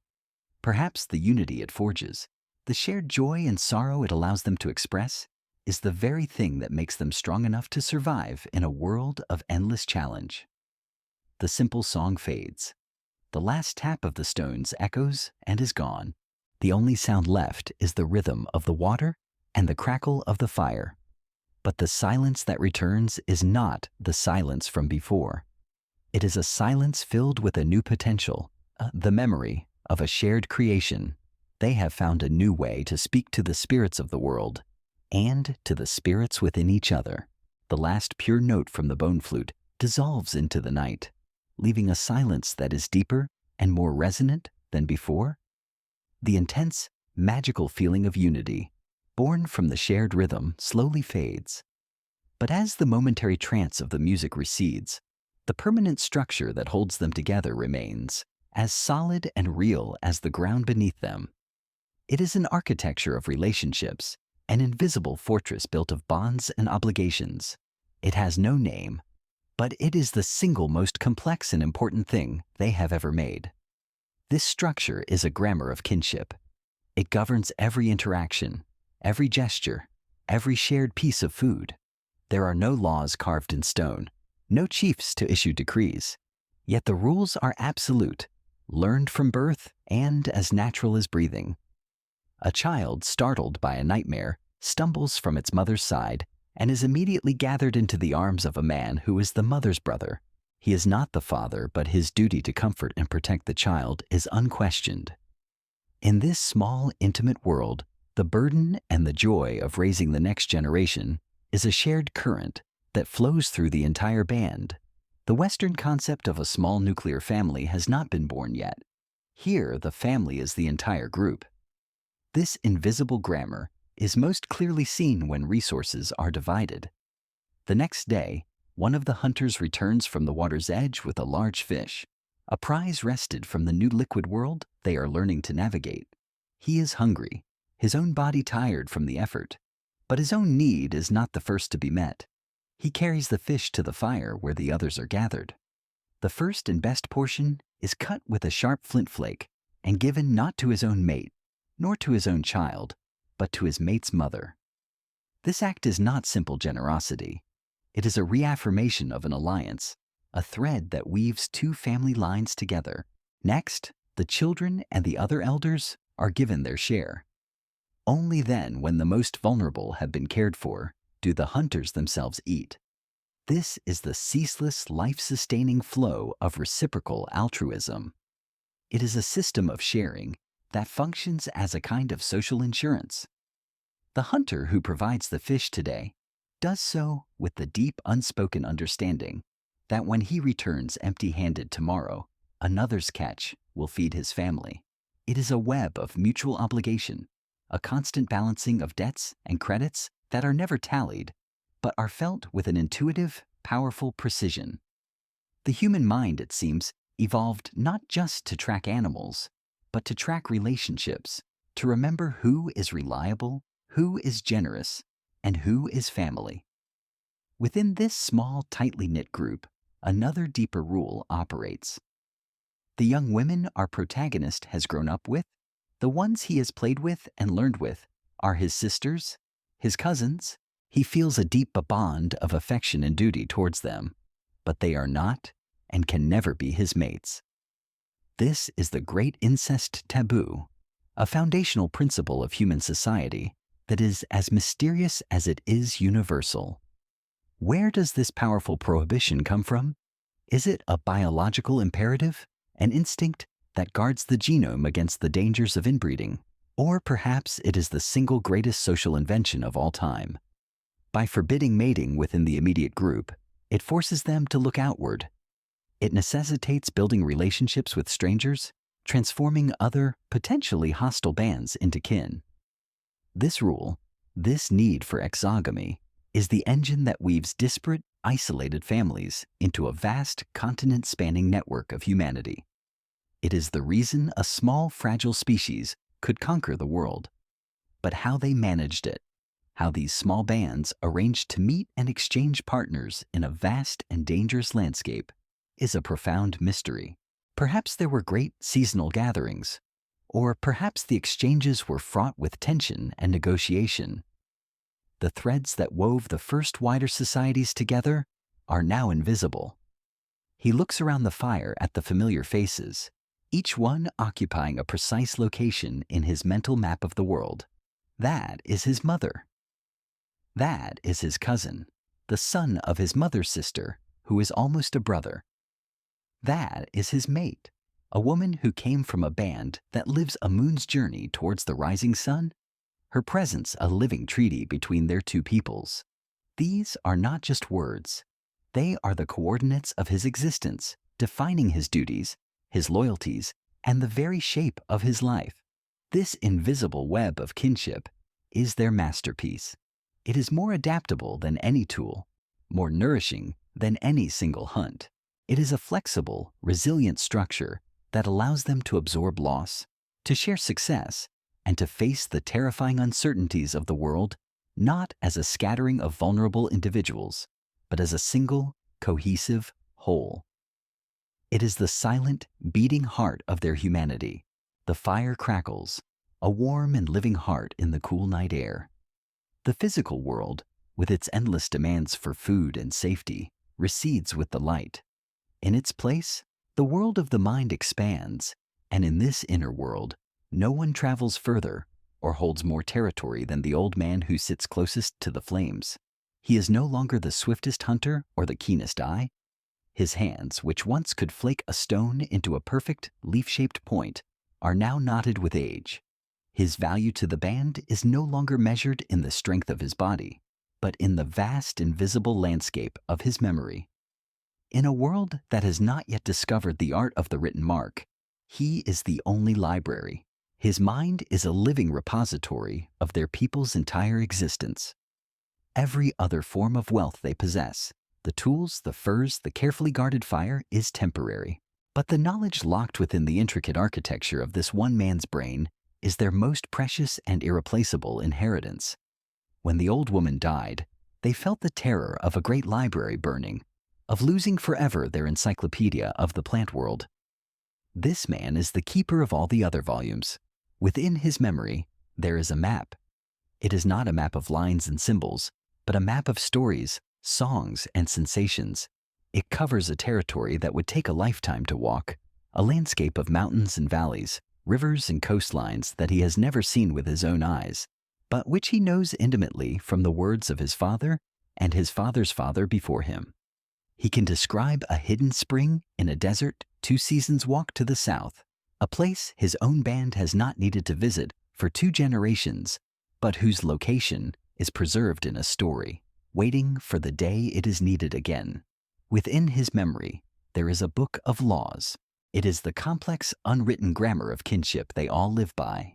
He is the final arbiter, the one who can trace the intricate lines of descent and alliance back through the generations. When a question of obligation arises, or when a young person is ready to seek a mate from a neighboring band, it is his mind that holds the knowledge of who is related to whom, ensuring the great taboo is honored and the vital threads of alliance are maintained. And within his memory, there is a history. He is the keeper of the epic events that have shaped them. He remembers the long dry, when the rivers shrank to threads, and the sky was a merciless brass bowl for 2 full turns of the seasons. He tells the story of how they survived by learning to dig for water in the dry riverbeds, a lesson learned at a terrible cost, now preserved as a narrative to protect future generations. He tells of the time the sky mountain to the west spoke with a voice of thunder and bled fire down its slopes. He even tells the story passed down to him of the first time they met the other people, the silent, strong folk who were not of their kind. A story that reminds them the world is wider and more mysterious than they can imagine. How is this vast store of information passed on with any accuracy? This is one of the quiet triumphs of the pre-literate mind. The knowledge is not delivered in dry lectures. It is encoded in more durable forms. It is sung in the chants that rise around the fire. It is given a rhythm that makes it memorable, locking the words into a pattern that is resistant to change. And most of all, it is told in stories. The stories are not mere entertainment for the children. They are complex mnemonic devices, intricate vessels for carrying vital information. A fable about a trickster jackal might contain a detailed description of the landscape. A myth about the moon's journey across the sky is a coded lesson in celestial navigation. The responsibility of this role is immense. It is the burden of being the sole anchor of a people's identity in the ceaseless flow of time.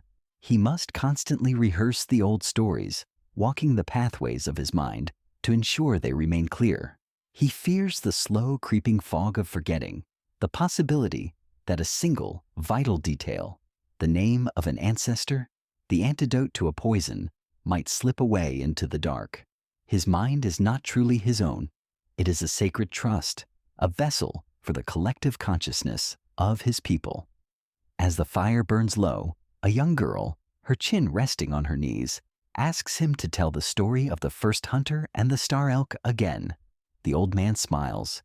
He has told this story 100 times. He begins, his voice taking on the familiar rhythmic cadence of the teller. He is not just entertaining a child. He is planting a seed. He is carefully, patiently, beginning the long, slow process of transferring the library volume by volume into the minds of the next generation.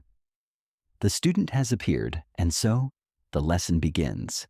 The body grows frail, but the story, if passed on, can live forever. The band is on the move again.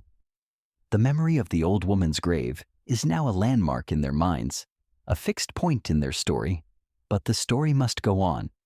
The invisible map of the world that the old man carries in his head has spoken of a place, many days' walk from here, a coastal estuary, sheltered from the wind, where the fish are said to be plentiful, and the flint is of a rare, excellent quality. Most of the band have never seen this place. For them, it is a location in a myth, but for the elder it is real, a memory passed down from his own grandfather. And so they walk, a line of trust stretched between the past and the future. But how do they navigate this path? How do they hold a straight course through a world without roads or signposts? They do it by reading a different kind of map, one that is written into the very fabric of the world, a language of direction that our modern senses have long forgotten. Their compass is the sun, their clock is the shadow, and their map is the living world itself. Our protagonist, now a man in his prime, walks near the front of the line. His gaze is constantly scanning, not just for danger or for food, but for direction. The sun rising on his right tells him they are walking north, but his understanding is far more nuanced than that. He knows that as the seasons turn, the sun's rising point will drift along the horizon. He knows its precise arc on this particular day of this particular season. At any moment, he can glance at the length of his own shadow on the ground and know how much of the day's light is left. The sun is not just a ball of fire. It is a masterful timekeeper, a reliable celestial guide. At night, the map of the stars which he first learned to see as a boy becomes their guide. They know the one star in the north that does not move, the silent pivot around which the entire cosmos turns. They know the shapes that rise and set with the seasons, the stellar herds that migrate across the sky, marking the time for the animal herds on the earth below to do the same. But the clues are not just in the sky. The air itself speaks to them of direction. In this land, the prevailing wind blows from the west, from across the great interior of the continent. It is a constant, gentle pressure on their left cheek as they walk north. Our protagonist can see its work everywhere. The trees all have a slight, almost imperceptible lean to the east, their branches growing a little thicker and longer on the side, sheltered from the wind's constant push. Even the patterns of the ripples on a puddle of water can tell him the wind's direction. It is an invisible, ever-present compass. The land, too, is a page of text to be read. He knows that in this part of the world, the slopes of hills that face the south receive more sun, and so the vegetation there is different. Drier with tougher, more sparse grasses. The northern slopes, cooler and damper, are home to a thicker moss. The very color and texture of the earth changes in subtle ways, and each change is a confirmation of their position on the mental map they carry. Since their discovery of the great water, they have a whole new vocabulary of navigation. They can read the patterns of the waves. The long rolling swells of the ocean have a consistency, a direction that tells of the winds far out at sea. When they are on their raft, even out of sight of land, these swells can keep them on a steady course. They have also learned to watch the birds. The gannets and the petrels are true seabirds who can stay at sea for days, but the terns and the gulls must return to land at night to roost. In the late afternoon, the sight of a flock of gulls flying with purpose in one direction is a living, breathing arrow, pointing the way to the nearest shore. They are not the only navigators in this world. They are surrounded by a wisdom far older than their own. The great herds of antelope they sometimes follow are on their own immense journeys, guided by an instinctual map of the seasons. The sky is marked by the great V-shaped skeins of migrating geese, their calls echoing down as they fly an unerring path to their summer breeding grounds. Our ancestors learned to tap into this global network of movement, to understand that these animal migrations were another set of lines on the world's great map.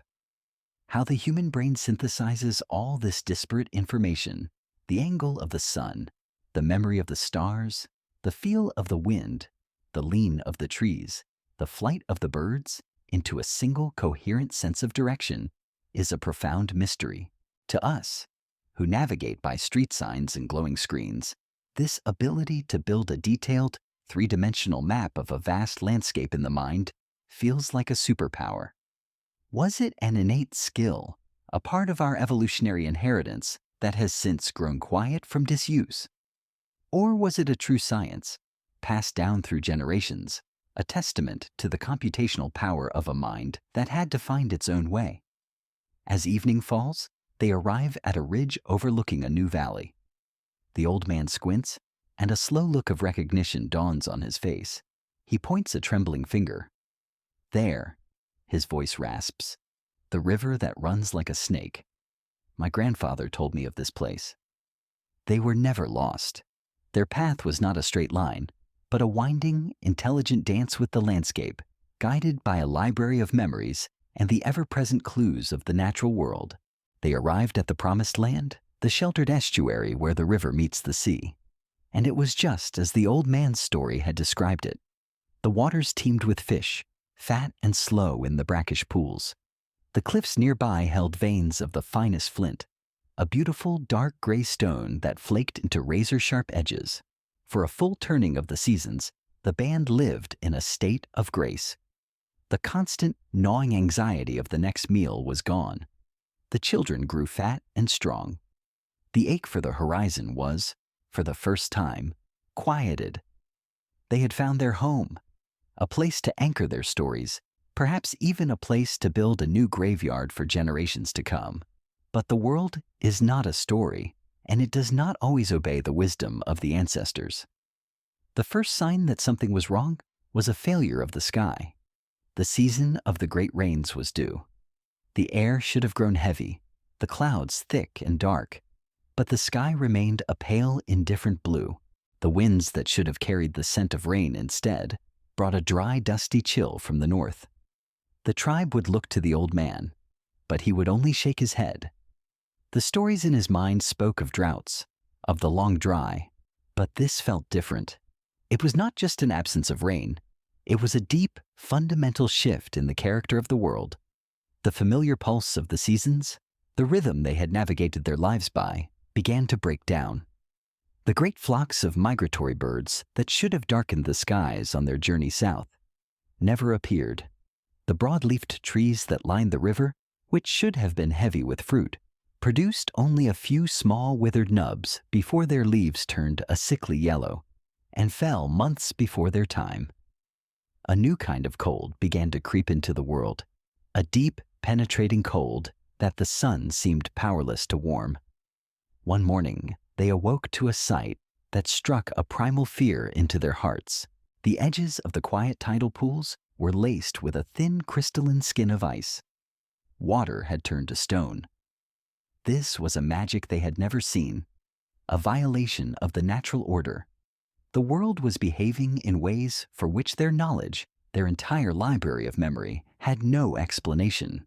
They were living off the map of their own history. This was the reality of the Great Pleistocene. It was not a single, stable ice age, but a chaotic, unpredictable climate, prone to sudden and violent swings. We can now read the story of these changes in the layers of ancient ice cores drilled from Greenland. They tell of times when the average temperature could plummet by several degrees in the span of a single human lifetime. Our ancestors did not have the luxury of a stable climate. They lived on a knife's edge in a world that could transform itself around them without warning. Their survival now depended not on the old knowledge, but on their capacity for rapid innovation. The land, increasingly frozen and barren, offered less and less. The great herds had vanished, retreating south to chase a warmth that no longer existed here. The band turned its hopes to the sea, the great water that seemed less affected by the sky's cold mood. The raft, once a tool of exploration, became their lifeline. They learned to fish in the deeper, colder waters, to harvest the shellfish that clung to the freezing rocks. They needed to defeat the cold itself. Their simple hide cloaks were not enough. A new technology was born from desperation. Using a sharp, pointed sliver of bone and awl, the women began to punch a series of small, regular holes along the edges of cured animal skins. Then, using thin, strong strips of sinew as thread, they started to stitch the hides together, creating fitted garments, crude trousers, and tunics that could trap the body's precious warmth. It was a slow, laborious process, but with each stitch, they were building a new shield against the hostile world. The question of how our species, a slender primate, born in the warmth of Africa, survived these repeated brutal climate shocks is a profound mystery. Other human species, like the powerfully built, cold-adapted Neanderthals, would eventually falter and disappear. What was our secret? Was it this technological flexibility? Our willingness to eat almost anything, plants, shellfish, insects, small game, that made us adaptable generalists? Or was it our most unique invention of all, the wide, complex social network that allowed different bands to support each other, to share information and resources through the hardest of times? The cold deepens. The winter is no longer a season. It is the new state of the world. The estuary, once a paradise, has become a frozen trap. The old man gathers the band around the fire, which they must now feed constantly. He tells them that the stories of their ancestors have ended. This is a new chapter, and they must write it themselves. They face a stark choice. They can stay and trust in their new technologies to see them through the endless winter. Or they can become nomads again, abandoning their home to walk south, chasing a memory of warmth, on a journey with no map and no destination. Our protagonist stands on a windswept cliff, his new stitched hide tunic pulled tight against the wind. He looks out at the gray, angry sea. The world he was born into, the world of his father and his grandfather, is gone. It has been replaced by this colder, harder reality. He looks at his people, their faces illuminated by a fire that seems to give less warmth than it once did. They are survivors, living in the ruins of a broken climate. Their only hope is to trust in their own restless ingenuity, their ability to adapt and to endure. The world has turned against them. The familiar sun is a stranger. The winds bring a hostile cold, and the land that once nourished them has become a frozen, empty stage. The choice to walk was not a choice at all. It was the only option left. They are now a people in exodus, climate refugees on a desperate, southbound search for a forgotten warmth. They are weaker now, thinner, and the gnawing hunger that they had briefly escaped has returned as a constant companion. They are walking through a country that is not their own, a landscape for which the old man's mental maps have no words. Every unfamiliar hill, every strange cluster of trees is a reminder of their vulnerability. One morning, the scouts who move ahead of the main group return with a silent, urgent warning. They have found signs, not the tracks of an animal, but of people, a deliberately broken branch on a game trail, the cold but not ancient ashes of a hearth. They are in another band's territory. A deep, collective caution descends upon them. Every stranger is a potential threat, a competitor for the scarce resources in this new, hard world. They remember the encounter with the other kind of people, the Neanderthals, but the danger from their own species can be just as great. They move with the stealth of a hunting party, their footsteps soft on the frozen ground. From a high wooded ridge they finally see them, a small camp, a plume of smoke rising from a fire in a sheltered hollow. There are perhaps as many of them as in their own depleted band. For a long, tense hour, the two groups watch one another across the valley, a silent, static confrontation. The men hold their spears, their bodies taut with the possibility of violence. An attack would be disastrous for both sides, a desperate gamble that would leave even the victors weakened and wounded. There must be another way. Our protagonist, his authority now solidified not by age, but by the quiet confidence he has shown through their trials, decides to attempt something new, something for which there is no story or precedent. He calls for a halt. He tells the other hunters to lower their spears, to show that they are not poised for an attack.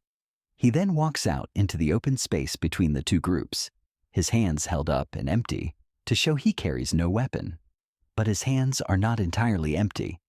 In his palm, he holds a single, beautiful object. It is a large, spiraled whelk shell, its surface a swirl of cream and pale orange, polished to a soft, pearlescent sheen by the endless action of the waves. It is a treasure from their old home, the one by the sea. He has carried it all this way, a heavy, useless thing, for no reason he could name other than that its beauty was a reminder of a better time. It cannot cut meat, it cannot scrape a hide, it cannot keep him warm. Its only function is to be beautiful. He walks to a large, flat stone that sits midway between the two camps. He gently places the shell upon the rock, a single point of oceanic grace in this harsh inland world. Then he slowly backs away, returning to his own people. The gesture hangs in the cold, clear air. It is a question. It is an offering. It is a statement that says, we are not just hungry mouths to feed. We are people who have known beauty, who have had enough surplus to carry a useless, lovely thing this far. We come not only to take, but to give. The other band is silent, watching this strange, unprecedented act. After a long moment, an old woman detaches herself from their group and walks to the stone. She looks at the shell, at its exotic shape, its alien texture. She picks it up, feeling its smoothness, holding a piece of the distant sea in her hand. She understands the language of the gift. She turns and goes back to her camp. She returns not with a weapon, but with a gift of her own. She places it on the stone, a large translucent piece of obsidian, a volcanic glass that shines like polished night. Their own flint is gray and opaque. This material is a revelation, a stone of captured darkness. The exchange is complete. A treaty has been signed, a peace negotiated, without a single word being spoken. The language of the gifted shell has proven more eloquent than any sound. The tension breaks like a melting sheet of ice. Slowly, cautiously, the two groups approach each other. That night they share a single, large fire. They use gestures and a few shared sounds to communicate. They share what little food they have. The children, unbound by adult caution, are the first to bridge the gap. Their play a universal language. The gifted objects, the shell and the obsidian, are passed from hand to hand around the fire, each one a curiosity, a symbol of a world beyond their own. Archaeologists have found the faint trails of these first conversations across ancient Europe and Africa. Shells from the coast found hundreds of miles inland, special types of stone transported far from their native quarries. These objects were the threads of the first social network, a web of connection and reciprocal obligation that stretched across vast distances. This simple exchange of gifts was the birth of all trade, all diplomacy. It was the discovery that a stranger does not have to be an enemy. They can be a partner, an ally, a future. As he drifts to sleep, our protagonist clutches the piece of obsidian. It is cool and sharp, a piece of the deep earth. By giving away a piece of his past, a shell from a home he can never return to, he has been given a piece of their future, an alliance, a shared hope. They are no longer refugees alone in the wilderness. They are neighbors. The years have flowed past like the great river they once learned to cross, a current that has smoothed some stones and carved deep canyons into others. Our protagonist is now an old man. He sits closest to the fire, not by right of strength, but by right of the seasons he has witnessed. The firelight he watches is the same fire, a single continuous flame passed down through his entire life, but the face it illuminates is a different country now. It is a landscape of deep lines, of skin weathered like an ancient hide. The children of the great cold are now the tribe's strongest hunters, the mothers of a new generation. He is what he once learned from. He is the elder. A young boy practicing with a piece of flint and a hammerstone cries out in pain. A misplaced strike has sent a sharp flake into his hand, opening a bleeding gash. The boy's mother rushes to clean the wound with a poultice of chewed leaves. The old man beckons the boy closer. He does not offer a remedy, but a story. He turns his own gnarled forearm to the firelight, revealing a long white scar that stands out against his sun-darkened skin. The stone teaches the hand, he says, his voice a dry rustle of leaves. He tells the boy of the day, a lifetime ago, when he was making his first truly beautiful hand axe, and in a moment of prideful carelessness, the stone had taught him the same lesson. The scar is the memory. The pain is the teacher. His body is a map of this accumulated knowledge. It is a history of their people, written not in ochre on a cave wall, but in the scar tissue of a life lived fully and perilously. Each mark is a chapter, each ache a footnote. To the young, his body is a living library of warnings and wisdom. They trace the faint, puckered scar on his calf, and he tells them the story of the great hunt, of the moment the giant elk had turned, its horn tearing through his flesh. The story is not of his own pain, but of the moment the other hunters had fulfilled their silent pact, distracting the beast and dragging him to safety. The scar, then, is not a symbol of injury, but a testament to their sacred bond of cooperation. He holds up his hands. The knuckles are swollen, the fingers bent. These are the hands that held the first flute. Its notes a strange magic in the night. They are the hands that lashed together the first raft, that gripped its rough wood as it tilted on the alien water. They are the hands that sprinkled the first red ochre on the body of the departed old woman, a gesture that gave their grief a shape. His hands are a record of every tool he has ever made, every burden he has ever carried. The deep lines that fan out from his eyes are not just from age. They are the grooves carved by years of squinting into the brutal, relentless wind of the great cold. They are the memory of a world that had tried to break them, a world where the sun gave light, but no warmth. They are the map of a climate that failed, and of the resilience that allowed them to endure it. To have lived so long was a triumph against impossible odds. We once imagined the lives of our ancestors as universally short and brutal, a desperate scramble ending before the age of 30. But the bones they left behind tell a different story. They speak of healed fractures, of individuals who survived debilitating injuries, of elders who lived for decades with the chronic pains of arthritis. This longevity was not a miracle. It was a testament to the power of their society. The sick and the injured were not abandoned. They were cared for. The old were not a burden. They were the keepers of the most vital resource, knowledge. Their greatest adaptation was not a sharp spear, but a compassionate community. Not all the scars are visible. There are maps etched into his mind that no one else can see. He can still feel the profound shock of seeing the Neanderthal woman's face. The moment his understanding of human was shattered and rebuilt into something larger and more complex. He can still feel the strange, hopeful weight of the gifted piece of obsidian in his palm, the memory of the day they learned to turn a stranger into a neighbor. And in the quietest hours of the night, he can still see the face of the old woman they laid to rest, the first grave, the place where they learned that love could be stronger than death. He has become a story himself now. The children listen to his tales not as fables, but as the living history of their world. He is the bridge that connects their small present moment to the vast, deep past. He is teaching them how to read the world, not just the world of tracks and weather, but the inner world of a human life. He shows them that a wound can heal into a warning, that pain can ripen into wisdom, and that a scar is simply a story that has found a permanent home in the body. The firelight softens the old man's weathered face. He has told his story, the story of the scar, and now a thoughtful silence has settled.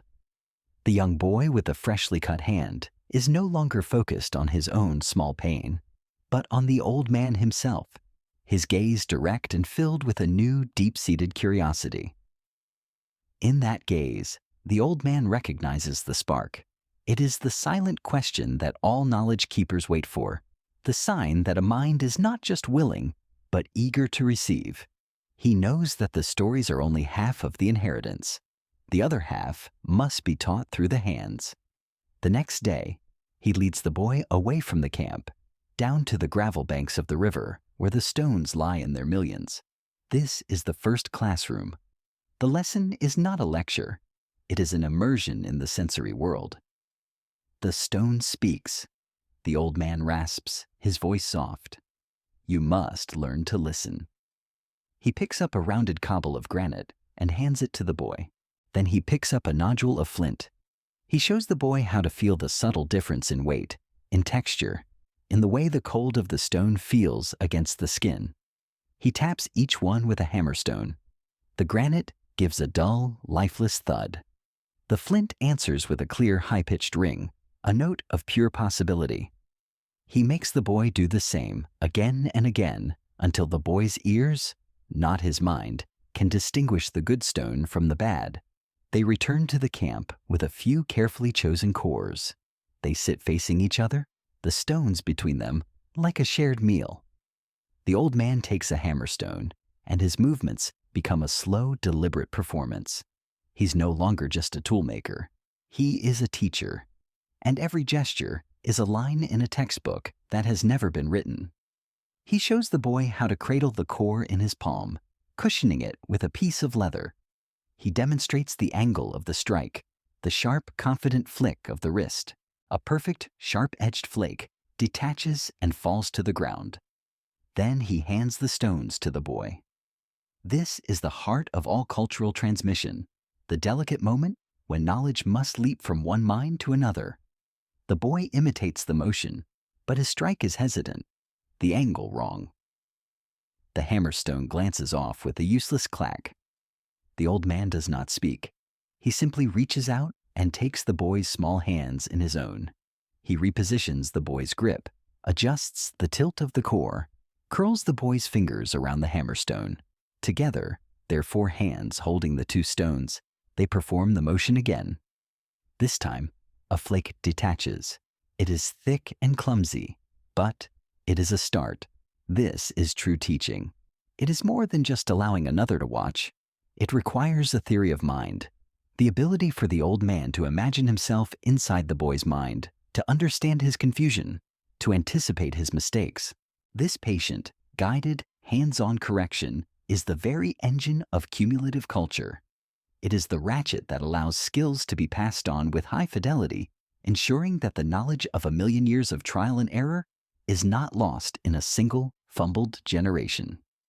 When this ability to truly teach first evolved is a deep and subtle mystery, but it was perhaps the most important cognitive leap our ancestors ever made. Day after day they practice. The ground around them becomes a workshop, littered with the debris of their lessons.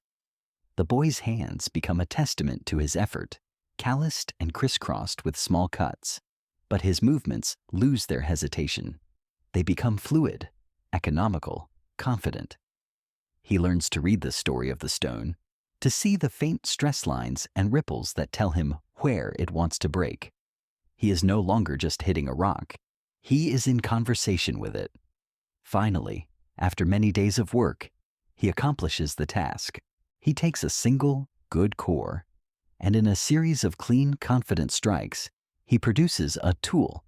It is a hand axe, smaller than the ones the hunters carry, and it lacks the perfect, elegant symmetry of a master's work.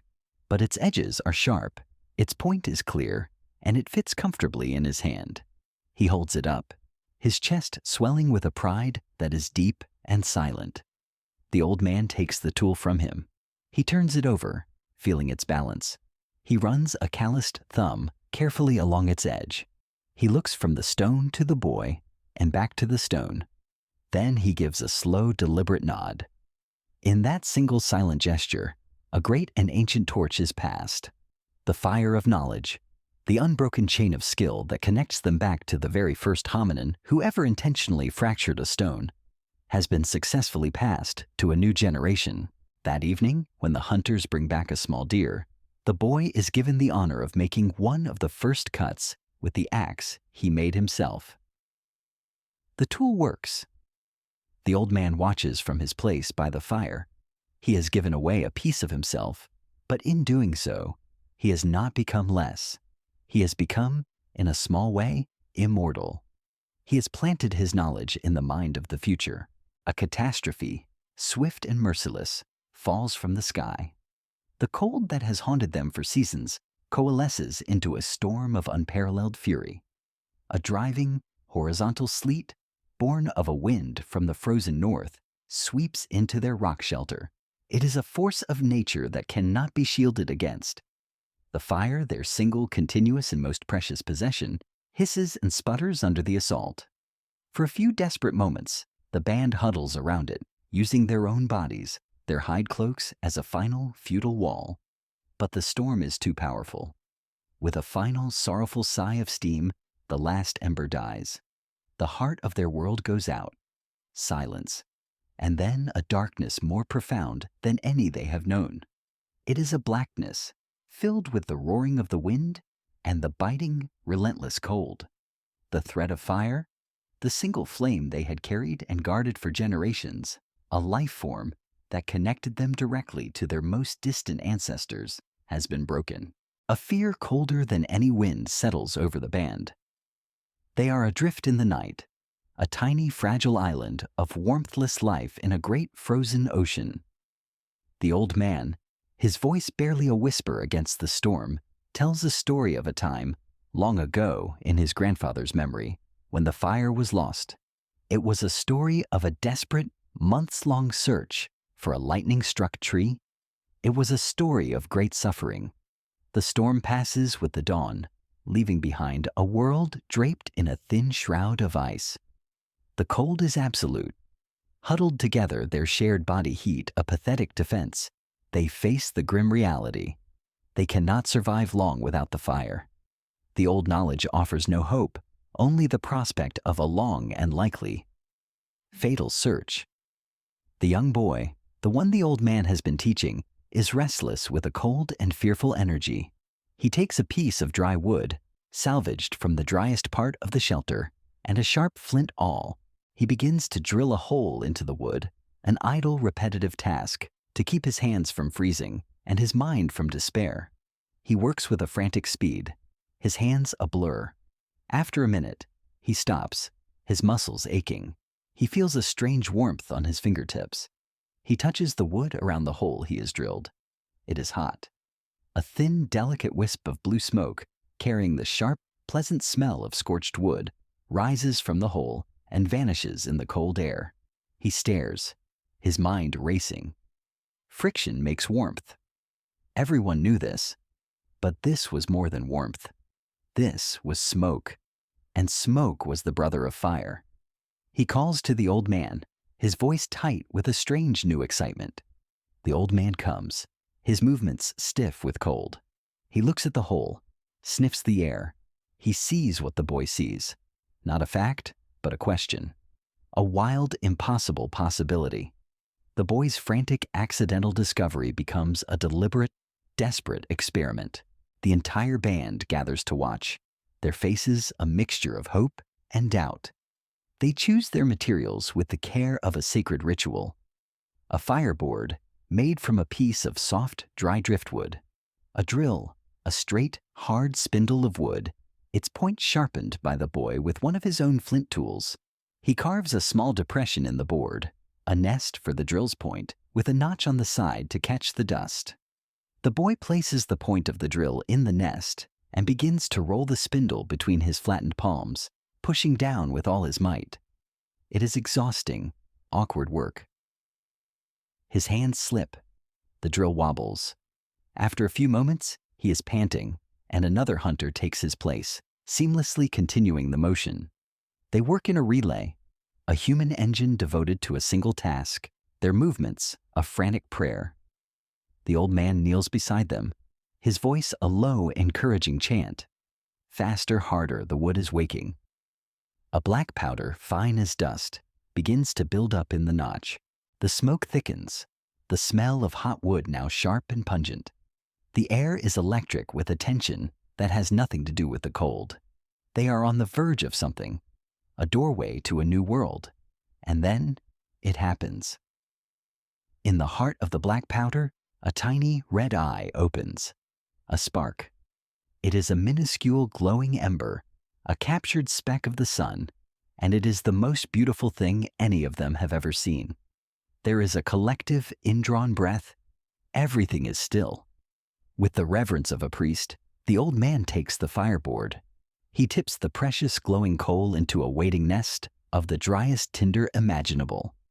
Scraped fungus, milkweed down, the inner bark of a cedar tree. He holds the small bundle in his cupped hands, puts it to his lips, and begins to breathe. It is not a harsh breath, but a slow, steady, loving exhalation, the breath of life itself. The ember glows brighter.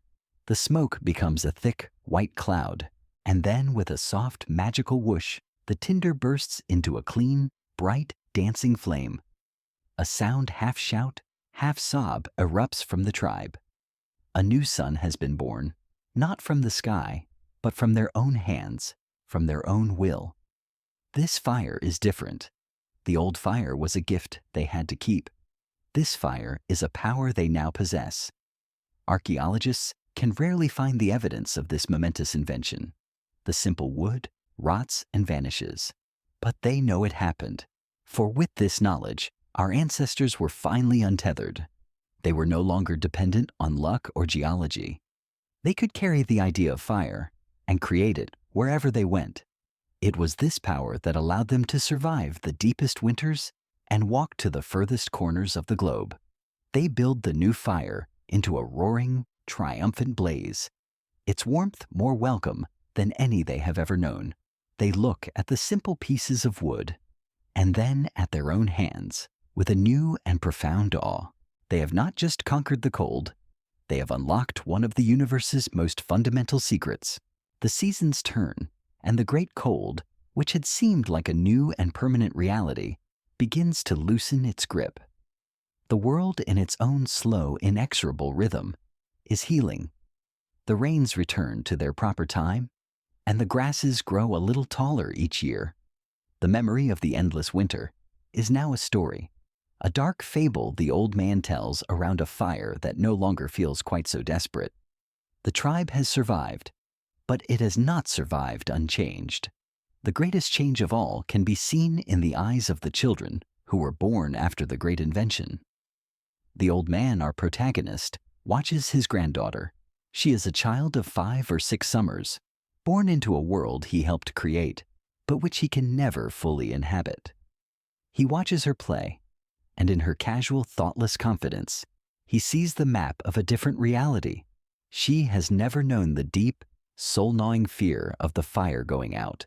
She has never known a night where the darkness was absolute, a predator that could not be beaten back. For her, fire is not a precious, singular entity to be guarded with their very lives. Fire is a verb. It is something you do. Her world is filled with a tool her grandfather never knew in his own childhood, the fire drill. It is not a sacred or magical object to her. It is a common thing, as unremarkable as a digging stick or a clamshell bowl. She has her own miniature version, 2 small sticks she plays with, clumsily imitating the spinning motion of her father's hands.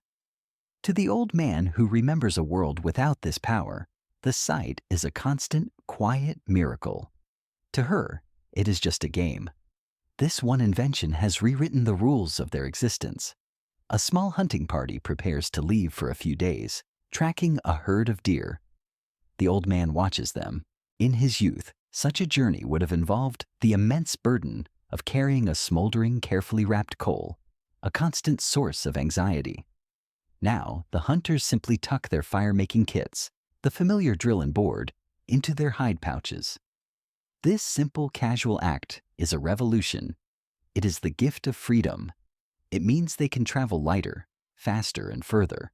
They can make camp wherever they find themselves, calling a hearth into existence from the dry wood around them. The world has shrunk, and their own confidence has grown. This confidence is the defining feature of his granddaughter's generation. They are less fearful. The stories of the great beasts of the night, which once kept children huddled close to the fire's light, are now just exciting tales. The darkness is no longer a conquering enemy. It is simply the absence of a light they can create whenever they wish.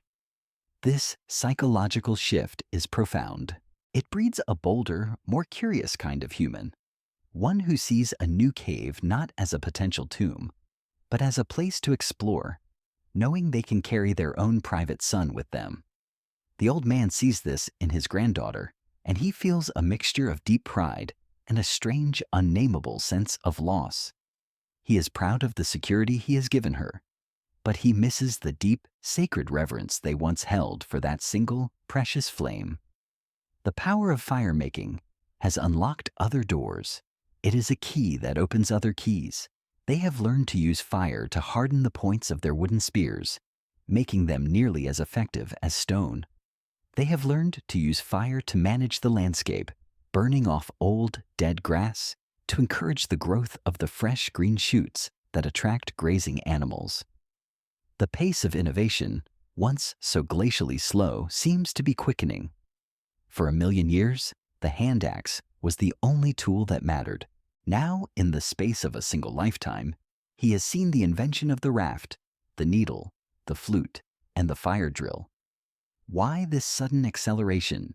Was it the pressure of the great cold that forced their minds down new pathways? Was it the meeting of different peoples, the exchange of gifts and ideas that sparked new ways of thinking? Or was there a change in the human brain itself, a new fluency in the language of cause and effect, of seeing the world not just as it is, but as a collection of problems to be solved? The question of why progress happens in sudden, unpredictable leaps, rather than a slow, steady climb, is one of the deepest riddles of the human journey. The old man tries to explain his past to his granddaughter. He tries to tell her of the great loss, the night the fire died, and a terror unlike any other descended upon them. She listens attentively, her eyes wide, but he can see that she doesn't truly feel it. A world where you cannot make fire is to her a myth. It is a story from the dreamtime, as remote and strange as a story of men who could walk on water. He looks from her small, confident face to the dancing flames of the fire. He sees the same light that has warmed his people for 1,000 generations, but its meaning has been utterly transformed. For him, it is a symbol of a desperate struggle and a miraculous victory. For her, it is a simple fact of life, an assumption about the world she was born into. He has endured the revolution so that she could be born in the nation that came after. He sees the world reflected in her eyes, a world with less fear, less awe, and more power.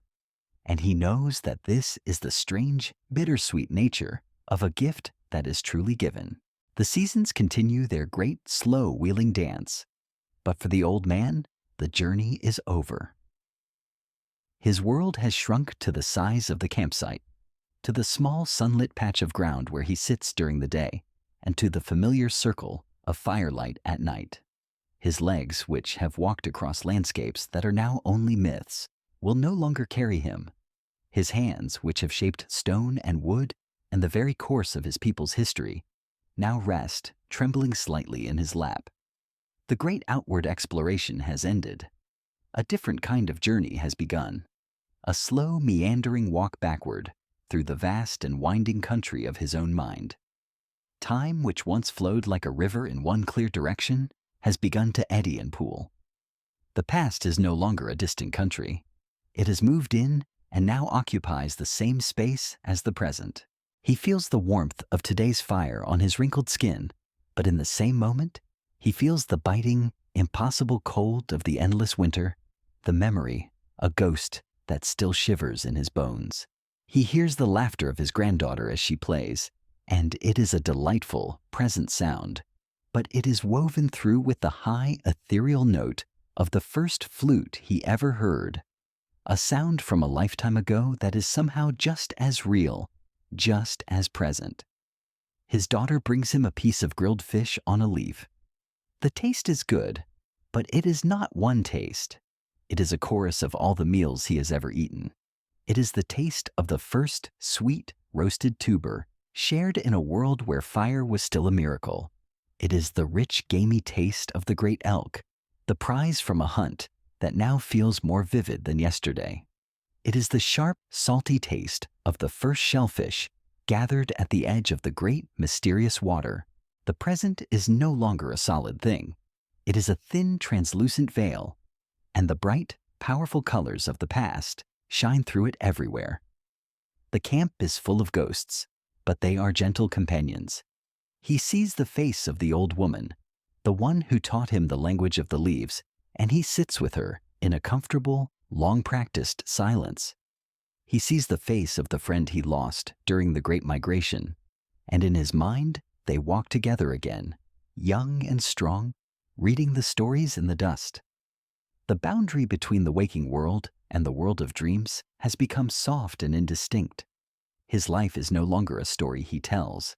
It is a landscape he inhabits. The strong, confident I that has been the hero of his own life, the one who made the decisions and felt the emotions, is beginning to dissolve. He is becoming less a single person and more a collection of moments, a constellation of memories. He is the terror and the wonder in the painted cave, He is the quiet satisfaction of a perfectly shaped axe. He is the shared, rhythmic pulse of the first song. He is the heavy, aching weight of the first grave. He is no longer just the keeper of the library. He has become the library itself, its pages turning in a slow, random breeze. And in this slow, quiet dissolution, the final, deepest question of all begins to surface. What is this inner light that has witnessed so much? This consciousness that woke in a world of unnamed sensations and learned to build a universe of meaning, of kinship, of gods and spirits? It has been the silent audience in the private theater of his mind for his entire life. It has felt love and fear, pride and grief. It has looked up at the stars in wonder. Now, as the light itself begins to grow dim, as the stage grows dark, the question is no longer an abstract one. Where did this mysterious awareness come from? And where does the light go when it goes out? His mind's journey is coming full circle. The world, which he had spent a lifetime learning to name, to categorize, to understand, is slowly returning to its original state. The sharp, defined edges of the world are blurring. The intricate grammar of kinship and story is fading. The world is once again becoming a simple, unmediated flow of sensation. The fire is warmth, the sun is light, a touch is pressure. His granddaughter comes and places her small warm hand in his. He feels it, a simple, direct connection. He looks at her face, and for a moment, the fog lifts. He sees her clearly, the future. He smiles, a slow, faint movement of his lips. Then the moment passes. The story is ending. The narrator is growing quiet. All that is left is the gentle, slow, and silent drift back into the great, unnamed mystery. The last breath leaves the old man's body as gently as a feather drifting on the wind. It is not a moment of struggle or fear, but a slow, quiet fading. A final dissolving back into the great silence from which he came, the inner world of memory and sensation. The entire universe that was his consciousness has winked out. The library is now empty, but its knowledge, its stories, its very essence has already been copied and passed on. The books are now walking and breathing around the fire. There is grief, deep and resonant. He was the trunk of their family tree. But their mourning is now channeled through the grace of a ritual he helped to invent. There is no confusion about what must be done. They know how to say goodbye.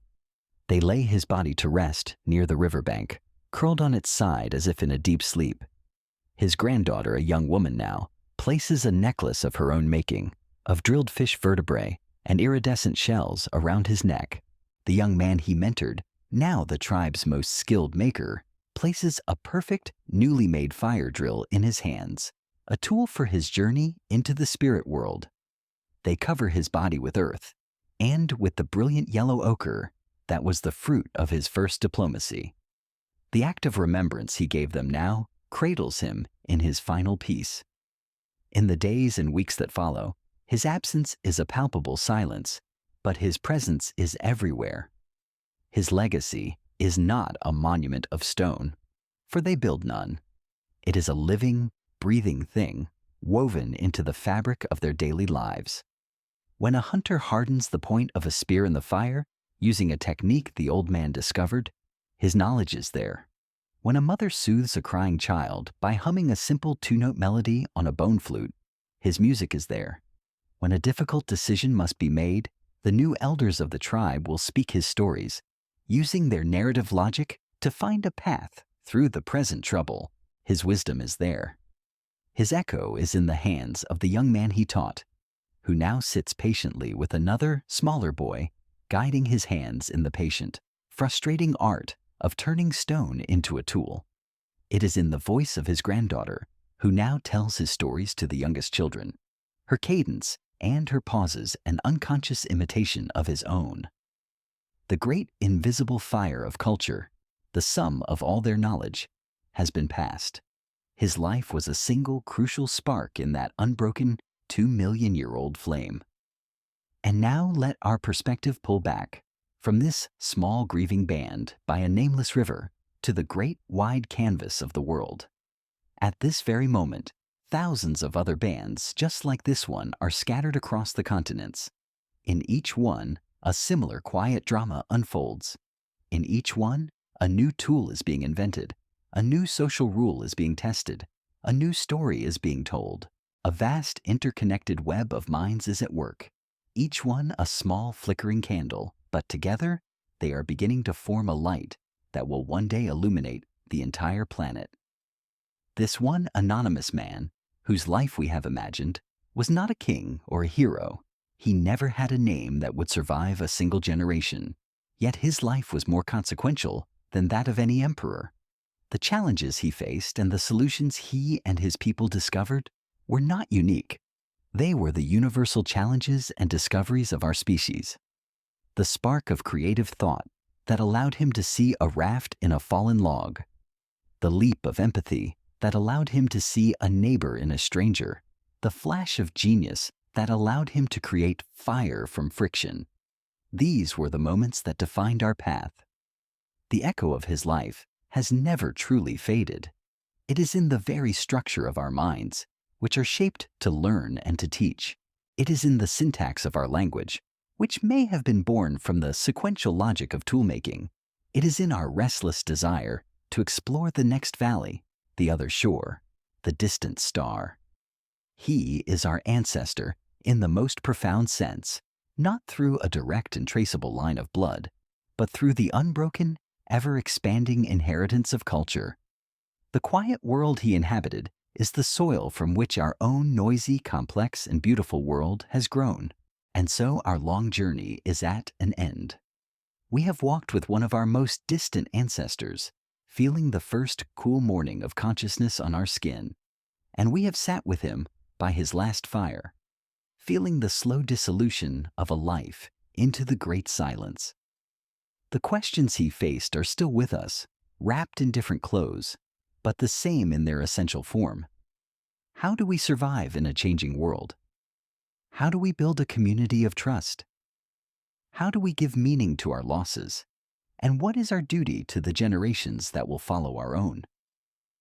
The story of his life, a single flickering flame in the immense darkness of deep time, has now returned to the quiet from which it came. The painted animals on the cave wall are still running in the eternal dark. The gifted shell still holds the echo of a distant ocean, and the stars continue their slow, silent wheeling, indifferent to the small, brief lives that unfold beneath them. The great work of becoming human is never truly finished. Now, the time for watching and wondering is over. It is time for your own consciousness, that strange and precious light, to rest. Let the darkness be a soft blanket, and the silence be a gentle companion. The story is done. The question of where we came from can now fade into the quiet, deeper mystery of your own dreams. End of script. Sweet dreams.